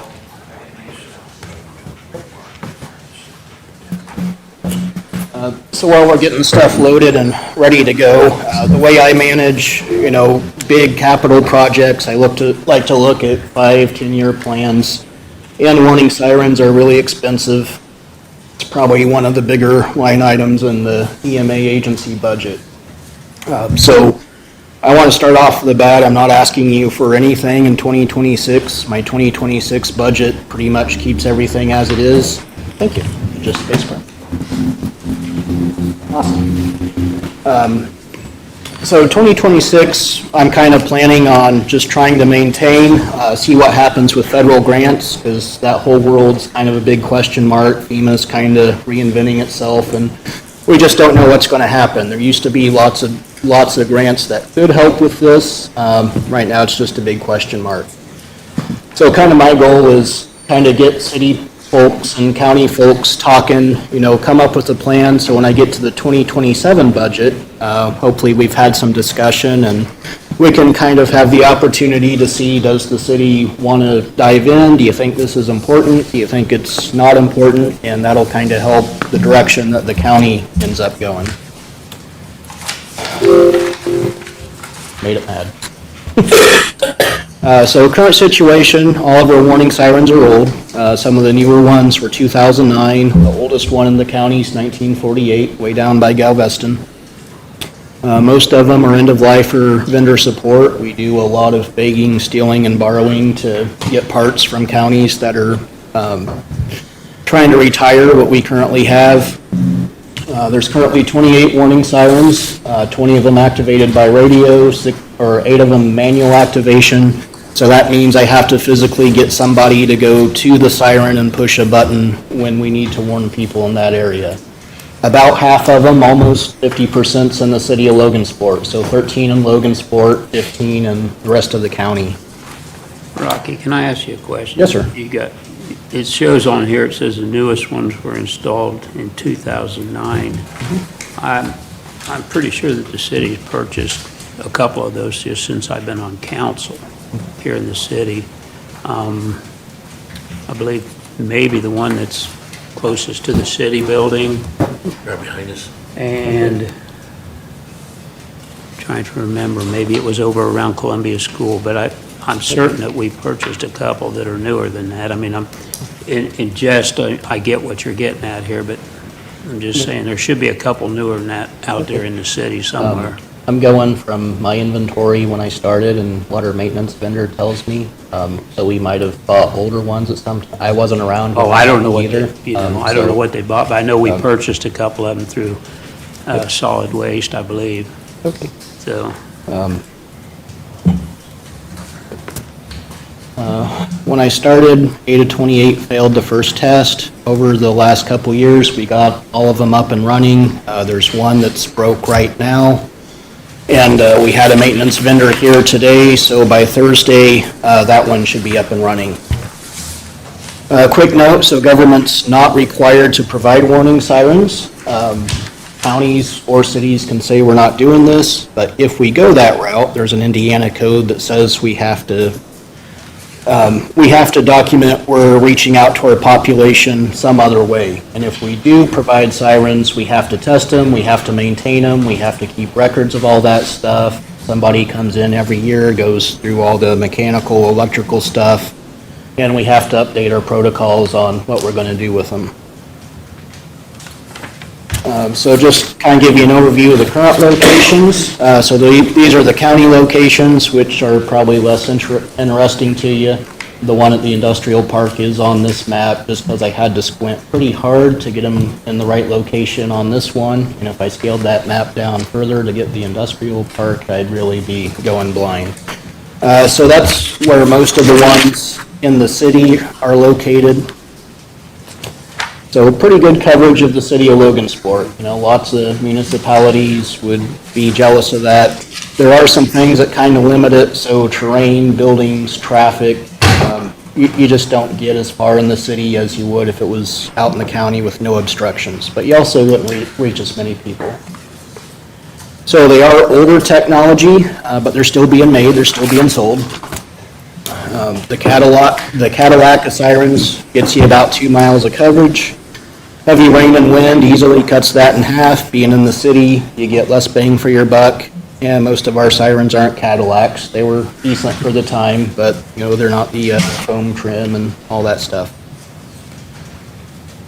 So kind of as we look at this 5-10-year plan, some kind of assumptions in our planning. So to buy a brand new one, get a pole, mount it, dig all the holes, electrical hookups, about $40,000 is kind of the planning assumption. For one. For one. And then after you put it in there, about $2,000 a year to get it inspected, maintained. 2,000's pretty close. The per line bill from our vendors about $1,400, but I like to budget a little more because at least once a year, squirrels try to eat the wires, one gets a lightning strike, you know, things happen that we have to spend more money. And then if utilities are not provided, then about $600 a month, $40 access fee, and a couple of bucks for the electricity. So kind of going through some options. I always like to start with extremes and then get into more middle ground solutions. So if you watch our Facebook page at all, every month when we do the siren test, there's people that say we should be able to hear sirens every square inch of Cass County. Why can we not do that? So planning extreme number one, if we were to give Facebook what they wanted, cover every square inch of Cass County, 412 square miles, about 206 sirens, be about $8,242,000 to put them in, little over $500,000 a year for the inspections and maintenance, and that's if you can actually get permission to put those in everybody's yards all over the place. Some people might not want that. So if you see those comments on Facebook, it'll be coming up here in a couple of weeks of why can't we hear it in every square inch. If you have an extra $8.242 million you would like to donate to emergency management, we could potentially make that happen. So planning extreme number two, what would it look like if we just got rid of all of them? We got some other technology and we said we're gonna just get rid of tornado sirens and not do that anymore. So it costs a lot of money to get rid of them too. We talked to 2 different vendors and said, would it make sense to try to resell them, store them someplace, put them on auction sites? And they said they've had multiple counties try that and it really didn't accomplish anything. Most of them ended up in the scrapyard anywhere. So the one number I got was about $219,000 to come in, just make them all go away, drop them in the dumpster, secure the utilities. So it's a big chunk of money to get rid of them too. It's currently about $18,000 a year to just maintain them. So for the cost of, getting rid of them, we could just suffer through for 10 or 11 years with kind of what we got until it stops working and we can't get parts anymore. So, more realistic actions. So remember, this is like a 5-year thing. I'm not coming to you saying I want anything right now. So one option is to replace what we have, start phasing in new sirens. So 28 sirens, if we kept all those locations, about $750,000. And then new sirens have a lot of things the existing ones don't. So it's about there's computers in them. You don't have to get someone to park at every siren like we currently do. They report back over the radio whether they work or not. So it costs a little more, so about $20,000 to maintain that if we went that way. Another option is keep the current fleet and just try to get everything so it goes off with remote activation. We don't have to have anyone drive through the tornado to push the button for the siren anymore. So about $203,000 just to go retrofit radios and switches and all that stuff. So that's something, if grants come back, that could be a grant option. Replacing them could be a grant option. I've never seen a grant just to make them go away. And I promise I'll be looking for those when they come back. Word of caution about relying solely on warning. So we said it's an older technology. They've been around since World War II. If you look at some of the sirens in the county, if you open the cabinet, it's still got like multiple selections. There's one for tornado. There's one for nuclear Russians attack. All kinds of stuff. So it is an older technology, but there are times when it comes in handy. So in February, since I started in February of 2022, We've had 4 confirmed tornadoes. To date, none of them have happened during a tornado warning. Only one of them, we had a tornado watch. So the alerts from the Weather Service, they're great, but they don't always catch the hazard. Just a couple months ago, down by the airport, we had one. It was spotted by our personnel in the field. It took 3 days for Weather Service to confirm it really was a tornado. Never got a warning off of that event. So that's something, sirens are something local, we can control. And then just last week, June 18th, spotted a funnel cloud up by Royal Center. There was a radar activated, or a radar indicated tornado. They still haven't made a call on whether they're calling it a tornado or not, but we definitely had impacts in the field. Local radio station was knocked off the air for some reason, and there was internet connectivity issues. So if we were relying solely on an app or something, it might not have worked out for us on that day. So some other options. One is to kind of complement with mass notification systems. These are pretty popular, they're growing, they give you a lot more bang for your buck. If the citizens buy in, that's one of the limits, is you have to get people to sign up for it. We could look at just being more strategic, so maybe instead of trying to cover every inch of the city, maybe look at football stadium, the parks where the big things happen. That would be a possible path. And some of these are for like county issues, so I'll kind of skip over those. Maintain with gradual phase out is an option. So this is one of the things that we're kind of talking about and why I'm here now. So do any cities, towns, or townships say we want home ownership of these, and we're willing to take on the maintenance and planning and everything else we have to do to keep them around? Does the city think they're important? If the answer is yes, do you want to put anything in? If the city says we don't think these are important, then that's going to guide our decision making too. Get really quick on mass notification system. So this is something that's in work, and this is part of why we're not, flipping the switch to make things go away right now. So even if we bought this today, it takes time to advertise it, get people to sign up for it. Lots of different vendors available. We are doing some research on this. Again, people have to sign up. So just a case study from Carroll County, pretty similar population in a lot of ways to Cass County.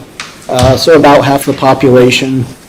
Their peak buy-in was about 20% of the population. Their sustained buy-in, about 10% of the population, or about 2,100 people. So if we could duplicate their percentages, it'd be about 3,700 people. That's more than a single tornado siren's going to reach on its best day. They do cost quite a bit, and there's, no matter what direction you go, there's probably $12,000 to $15,000 on top of the annual fee for just getting it set up to start for the first time. But that's something we're looking at and currently researching. And then the other question, anytime you buy something expensive, how often does it get used? So I've got some climatology of Cass County. So this is year by year, how many tornadoes we've got.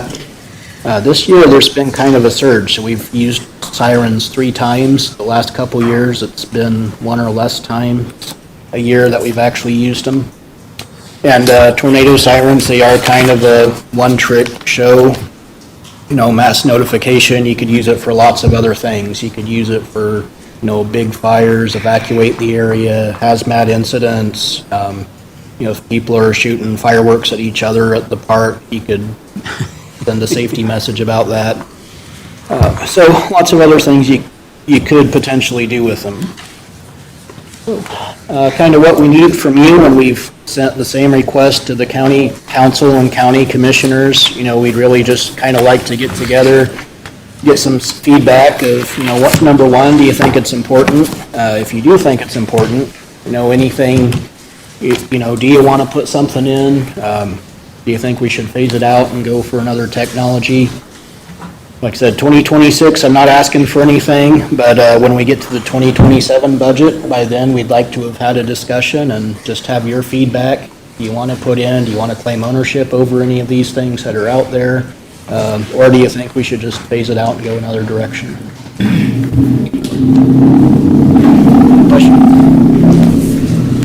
Do you look to have like meetings with all the different entities in the next year? I mean, Yep. what, I know everybody's kind of busy with budget and figuring out what Senate Bill 1's going to do Right. and other things right now. I would like to, get city, county elected people together, crunch numbers, find out if it's something you want to spend money on. If you don't want to spend money on it, then, that gives us some direction too on what we need to do. yeah, well, I'm kind of thinking just what application would be the decision to, And there's- like we have Public Safety Committee, and there's 3 members on our Public Safety Committee. I'm thinking you had it grouped from the different entities, and you wanted to meet and start looking at the different options. It's a long way off, but yet it's not, so. Yep, I mean, I'd like to get city council, county council, maybe a commissioner, maybe someone from the executive branch of city government, whoever that might be, and just start talking about it. And, maybe somebody has another idea that's not even in this presentation. I'd be open to that too. So, What's the Cadillac you were talking about? so that's the one with the chrome speaker and, I'm just kidding. No, so warning sirens, it's just like automobiles or anything else. You've got your Ford Taurus one that, it makes a woo sound, but it's not very loud. It doesn't spin or anything. And when you get into like the Cadillac sirens, to me, that would be the ones where they're radio controlled. You can activate them from an app, not even have to go through dispatch. You don't have to park someone underneath it to see if it works. It just reports back on its own whether it works or not. We're probably somewhere around the Ford Taurus. What about the big old yellow one on top of the roof? Yep, and that's, there is like a really old one up here that, nobody's activated it in a long time. Last time the maintenance vendor tried to look at it, somebody didn't want him going up there.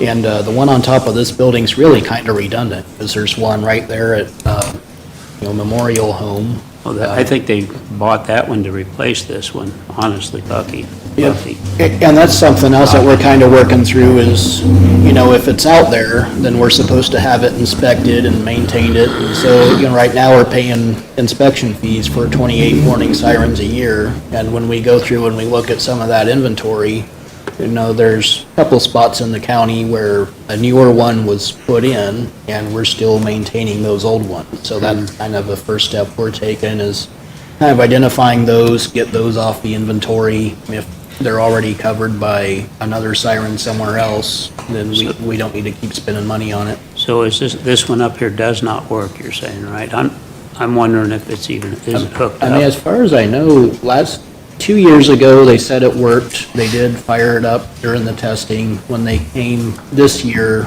somebody turned them away, said you don't need to go up there. I don't know who that was. They redid the roof up there, and I think that was the reason for moving that, possibly. I'm not sure. Yeah, and so I don't know if that one works or not, but either way, it's redundant, because you've got a lot of newer ones that cover the same territory. Yeah, but like you said, it doesn't make sense to have 2 a block apart from each other. Yeah, and that's another one, if it is obsolete or not functional, then let's get it out of there and stop spending time and money on it. Yeah, yeah. Anything else? Other questions? What's the life expectancy of a new one? Because they're all computers, I know what the squirrels do. I mean, I still think 10 years is a pretty decent lifespan. Honestly, like, the newer you get, it seems like the life expectancy goes down, like the 1948, the 1970 that are still out there. I mean, there's just nothing to break on them. It's an old mechanical thing. There's no computer hookup. They were built to last. The newer stuff, software goes obsolete. If you update something in the dispatch center, it might not talk to the new software. Yeah. Okay. Thank you. Thanks, Rocky. Thank you. Public safety meeting's over.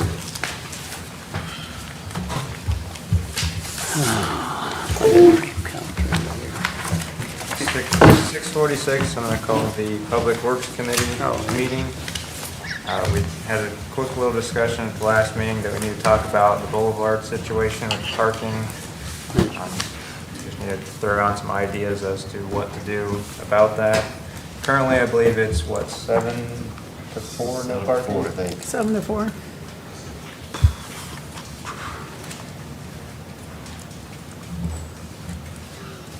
So we need to decide, should we just put up no parking anytime signs? I think you brought up the idea of potentially notching out a couple for parking. Just kind of need some ideas and direction as to what we should do with the parking situation up there. Do we have, Jacob, are you back there? Do we have to go through the Board of Works if we decide we'd like to propose to put no parking on the boulevard? Would we have to make a recommendation to the Board of Works? How do we go about doing that? I don't think go to the Board of Works, every no parking sign we put in right-of-way areas. I'm trying to think, we put up no parking signs in some other grass place before without officially having to go to the Board of Works. So I think it would just be determining if we want to do that and then decide with the street department to put those signs up. Jack, you remember if we put them up, or we went to the Board of Works, we put them up, because those signs are relatively new, aren't they? Down there on the boulevard anyway. That's how you, yeah, I read it in there, Tony, and I can't remember if we did or not. Jan, was that something that you guys requested because of the mowing and stuff? The 7 to 4, Monday to Friday on the boulevard? Yeah, we put those up probably about 4 years ago, maybe. Did you go through the Board of Works to do that, or? Okay. I mean, I don't know about the rest of you, but I think it'd be a good idea to eliminate it. I mean, Kevin took the time to go up there. He's reseeded all that, and I will give you a little bit of an update on the same topic. I talked to Ryan about first of last week, said, hey, where are we at with the trees? Because he had to order some, and he said he had the other 2, they were going to be coming real soon. And I said, well, I hate to see you. You know, what do you think about planting them when it's so hot? And he's recommending that we wait till fall to plant those trees rather than try to plant them in the heat of the summer and keep them watered well enough. So I told him that, you know, if that's his recommendation, I think that's the best thing for us to do. But in the meantime, it gives the grass time to settle in. And so since you went through the Board of Works, do you think can we just make like a recommendation at the Board of Works or a proposal or something, Jacob? I think that'd be fine. So Dave, you're recommending that we just have no parking on the boulevard? I think it's the best thing. I mean, it doesn't make sense to invest in the boulevard and then have, drive by there and there's Well, a I dozen couldn't agree with cars you more. parked I on don't the know why people boulevard. think it's a parking area right now. So, I know it won't make guys like Bill Cuppy happy. He lives up there, but. It is. Regardless, it just looks terrible. Yeah, it looks bad. I mean, I think it was the Parks Department that reseeded it, and within the day, there was cars parked on top of the hay. It's just disrespectful. I would say all the time no parking, but it'll come back again to how do you enforce it? Because I guarantee you there'll be cars there Travis. all the time. What's the current fine if they're parked up there? If there's no, I don't know what the fine will be, if there's no parking and it's the proper parking. I think if they saw it a few times being done, then they would probably stop. Yeah. Yeah, I don't understand why people think they need to park there. There are side streets all along the boulevard. Just park your car and walk to where you're going. It's not that difficult. Laziness. Yeah, I mean, my guess. That's extreme laziness. What That's about my- a split rail fence? Split rail fence or bollards No, I think that takes away from the look of it. to help keep people from going there. Well, we've talked about, the curbing is pretty well not there anymore. So I think, that would be a good deterrent, but I think if we started with the signs and then figured out how to. And I agree, once it gets around the neighborhood that some of the cars have been tagged or have gotten warnings or tickets, and it's going to get around that, oh, we really can't park there. Those aisles printed for all the city property. Yes. Yeah. As far as no parking on the green space, it's not like a private owned green space or whatever, so.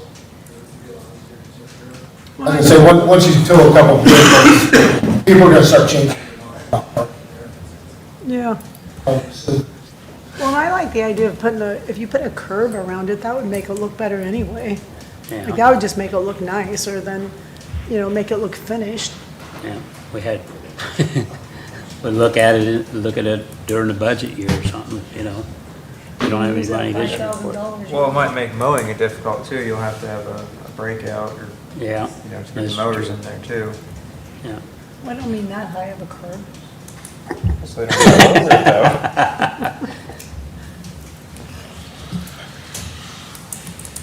though. I like it. I think no parking signs would be No the way to go for right now. parking. And I like your idea of the cutouts, but that's just not a right now thing. Yeah, there's 7 places up there big enough to park along the side. They're 38 feet wide, the boulevard is, the grass section. And we looked at, not this year, but maybe next year, you could do an indentation for like 7 cars on one side, then flip to the other side and do that. You would have 3 on one side and 4 on the other side where they'd be parking in the street. And there'd still be enough room for everything, because the average parking place is 10 feet by 19 or 20 feet. It's just an idea. But for now, I think no parking. Yeah, let's just do no parking and see if we can It's enforce a it. starting point. Yeah, and see if we can get it enforced. Yeah, that's what I think. And so that needs to go through the street department to get signs. Yeah. Would you do that, Chad? Put signs up? Yeah. And then that has to go through Board Works. Yeah. Maybe you could say no parking strictly enforced. How about that? Just an idea. Just tonight. Okay. Any other questions? All right, close this meeting at 6:54.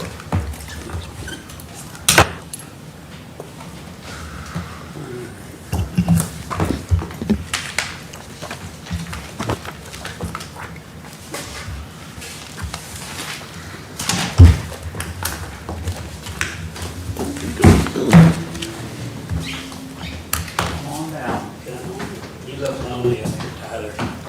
It's pretty lonely out here.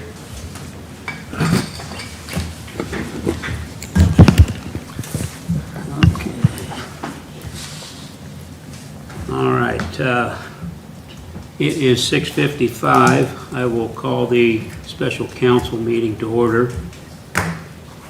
We could start with the Pledge of Allegiance.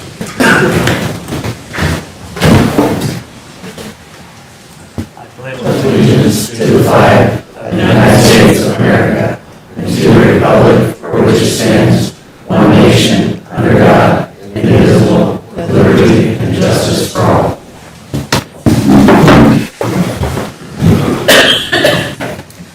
Roll call. BJ Cox, Present. Chris Howard, Present. Cameron Austin, Present. Haley Zinsmaster, Present. Scott Peedy, Present. Susie Wamsley, Present. Dave Morris. Present.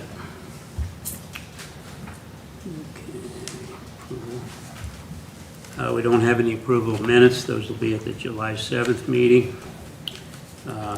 Evidently, we're going to have no comments from the mayor tonight. Reports from committees, boards, and commissions.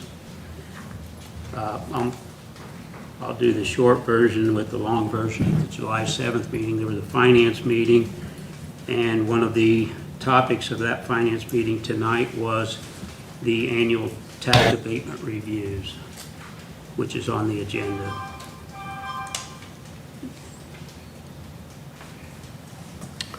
We had a public safety meeting, we was discussing the Cass County Logansport tornado sirens, also a grant with Cass County Fire District 1 and Logansport City Fire Department for a possible training center in the future. Had a Rules Committee meeting tonight where we covered off the update to the alcohol ordinance, which will move to council on the 7th of July. And we kind of tabled the fireworks ordinance for now. At a Public Works Committee meeting, discussed the parking situation on the Boulevard, and next step would be to see about getting no parking signs anytime. Strictly enforced. Strictly enforced. That's right. All right.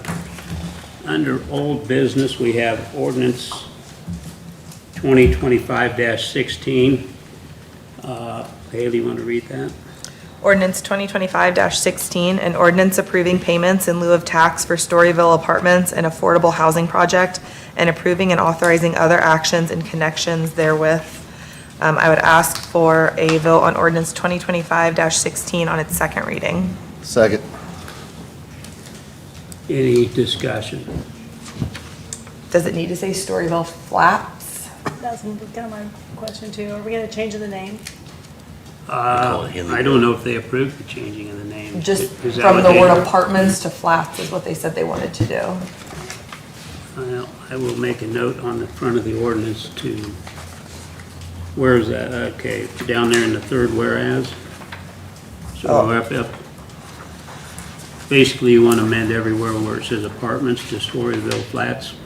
I believe that's what they were going to name it. Yeah, they said they could do that without any trouble. It was changing for it to be. The Storyville part was Okay. the, Right, yeah. Storyville was gonna be the problem, but they said they could change it from apartments to flats. Okay. Okay, so do you want to move to amend that in the ordinance? Yes. Second? Okay. Any other discussion on amending the name from Storyville Apartments to Storyville Flats? Call for a vote. Susie Wamsley, Yes. Dave Morris, Yes. Scott Beatty, Yes. Cameron Austin, Yes. Haley Zensmaster, Yes. Chris Howard, Yes. BJ Cox. Yes. All right. I will make a motion to make another amendment. Jacob, do you have the copy of this back here? I can pull it up. Okay. I had a question. Well, before I make I'll just, last week, or the last month, we talked about amending the amount. And I don't remember what exactly I thought the taxes would be back then. But I took these to Kathy Isaacs, and they have a fellow in Kokomo that figures out the taxes on an apartment, or an apartment complex like this. And that amount, and I'm just giving you information, I'm not moving to make an amendment here. We tried that last month, but the taxes on it in the first year would be $65,600. That was what it figured out to. He said if you took a couple things into consideration, it could be as low as $54,720. So if you calculate that out, that's a pretty good abatement that they're going to get over the course of 15 years. And that, assuming that goes the same or goes down, or whichever way it might go. So that, I just wanted to clarify that to you. But on the ordinance itself, on page 1, the second whereas from the bottom, Jacob, it says $7,400 during the 15-year pilot payment period. But then when you go over to, I've got to find it here, the first page where it says memorandum, TAP memorandum,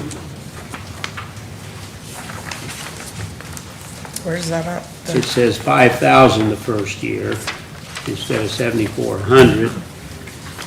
And then if you go back to the back,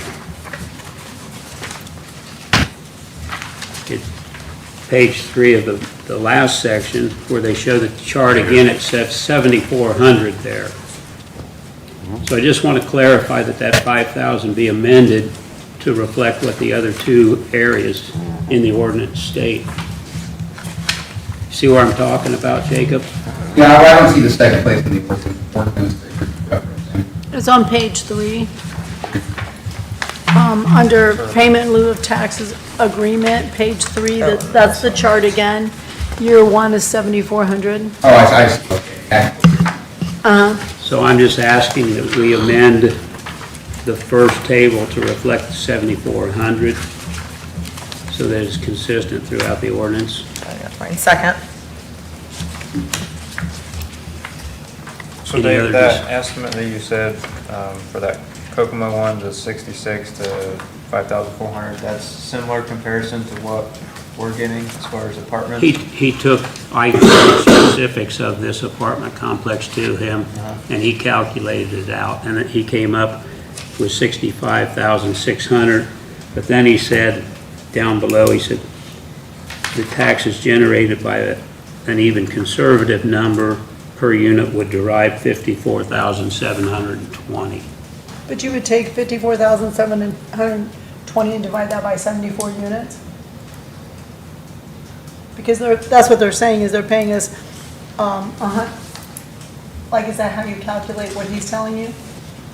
No, that's the difference between, they're saying 7,400 a year. He's saying that if you calculated it out using a very conservative method, it'd come up to $54,720 a year instead of $7,400 a year. But the actual calculation he came up with was 65,600. Oh, Like I said, I'm not asking to amend it. We voted on that last time, and no one wanted to change it, so I'm not gonna, I told them they didn't need to be here today. But I'm just telling you what the numbers came out to when I sent it. So the next time when we're looking at a housing unit and we're determining what the pilot will be, we should get someone else's advice before we just take the number they give us? Absolutely, Okay, absolutely. thank you. Okay. So then the amount we're getting is fair? Pardon? So the amount we are getting, the 74, is fair? The amount we're getting, if you were to No, it's not percentage fair. it, they're getting about a 91% abatement for 15 years. He's saying that the Very low. calculation that he got was $56,000 a year, and we're getting $7,400. Well, I thought it was 5,000. No, he said $56,000. And so he's saying that, we already had this discussion. I know, it didn't Okay. go anywhere. So anyways, that's my amendment, just to amend the chart where it says 5,000 to 7,400. We had a motion, but I Yeah. didn't get a second. I said second. Yeah. All right. Susie Wamsley, Yes. Haley Zensmaster, Yes. Cameron Austin, Yes. BJ Cox, Yes. Chris Howard, Yes. Scott Petey, Yes. Dave Morris. Yes. All right. Resolution 2025-133. Scott, you want to read that one? Well, Well, we still gotta pass that. Now we gotta pass. I'm Yeah, we sorry, I still got have to ahead of pass We myself. still have to pass that, yeah. Got ahead of myself. Too many amendments. All right. So do we have a motion to approve? yes. And a second. Okay. BJ Cox, Yes. Chris Howard, Yes. Cameron Austin, No. Haley Zensmaster, Yes. Scott Petey, Yes. Susie Wamsley, Yes. Dave Morris. Yes.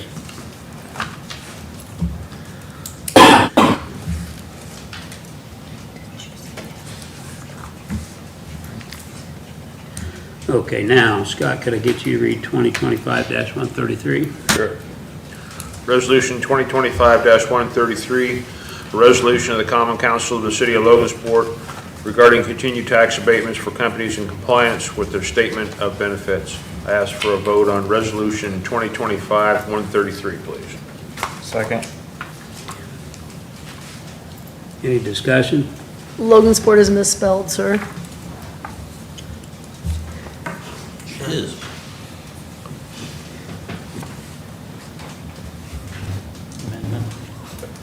Sorry. I'll call for the question. Dave Morris, Yes. Scott Peedy, Yes. Chris Howard, Yes. Susie Wamsley, Yes. Cameron Austin, Yes. BJ Cox, Yes. Haley Zimmerster. Yes. All right. Public comments. Anyone that would like to speak, like I said, I don't know, I can guess why some of you might be here, but that was, the discussion that you read about on Facebook and whatnot was never a part of the discussion tonight. If you were here at 5 o'clock, you heard what the discussion was about. But if you'd like to make some kind of a comment, you're more than welcome to.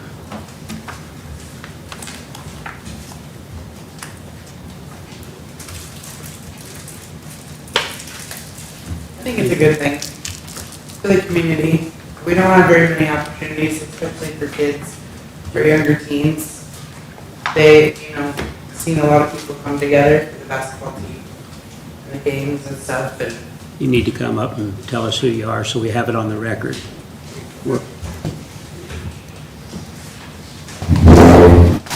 my name's Angie King. Was there anything else you need? Just my name? And address. Oh, 12 West Richardville Street, Logansport. Good. But like I said, there's not very many opportunities for younger kids or teens and stuff to get involved in the community. We have the Y, I'll admit, the Y membership is, too expensive for my family, and I have 3 kids, so being able to get together with friends and family at the basketball games and stuff was really enjoyable. So I think, and the guys were great with the kids. They allowed the kids to come out and hang out with them and do things with them on the court. And I think they should stick around. I don't know the politics behind all the discussions and stuff that are, coming up and stuff. That's not my, it's above my head, but, I just think it's a good thing that should stick around. And if we're not going to have more opportunities and stuff for kids and teens or stuff to get together, sports is one of them. Thank you. Ma'am, I'd like to tell you that the YMCA has lots of opportunity for reduced rates for memberships. And during the summer months, they have, for kids this age, they have free memberships that last during the summer. If you would like to get your kids involved at the Y, you could stop in at the front desk and ask them about their programs and their costs, because there is lots of opportunity for that. Second, no one is talking about not wanting to have a basketball team. It's about having a basketball team and being able to live up to your agreements. Right.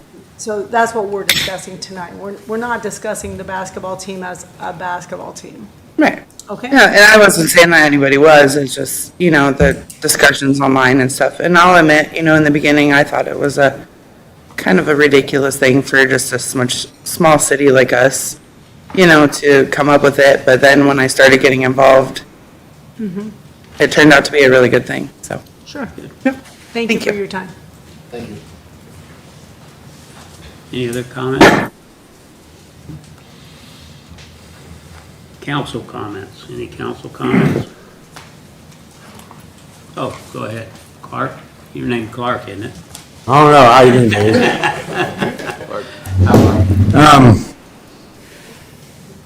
This basketball team means a lot to my 2 grandsons back here. They're mentors to them and everything. A lot of the basketball players took these 2 under their wing. They lost their dad about 6 years ago and everything. So these guys really helped them. I've never seen interest in basketball from my grandson Asbo here as I've done with this team. This guy is he's basketball this, basketball that, basketball and everything and stuff. Guys are really nice. They stick around, talk to their fans. They say we appreciate you coming to the games and everything. I like traveling to even go to the games I've been to Kokomo, Lebanon, and everything. And, I mean, my first year, made the playoffs and everything with this team. So, I mean, nothing else, hopefully we can get them to stick around a little longer and everything. I mean, you're a bowler. I know Chris is a bowler and everything.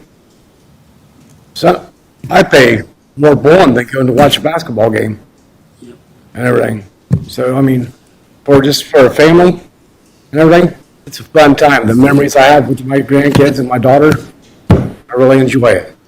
Thank you, guys. Glad to hear that, Clark, really am. Kids, I appreciate your patience sitting through all of this tonight. I know this was not your idea of a good evening. All right. All right, we'll move to council comments then. Any council comments?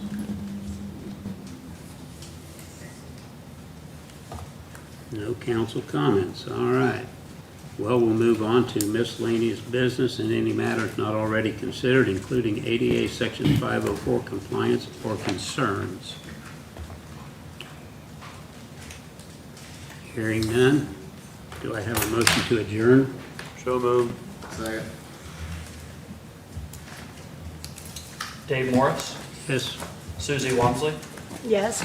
Scott Petey, Yes. Haley Zinsmaster, Yes. Cameron Austin, Yes. Chris Howard, Yes. BJ Cox. Yes. All right. Thank everybody for coming.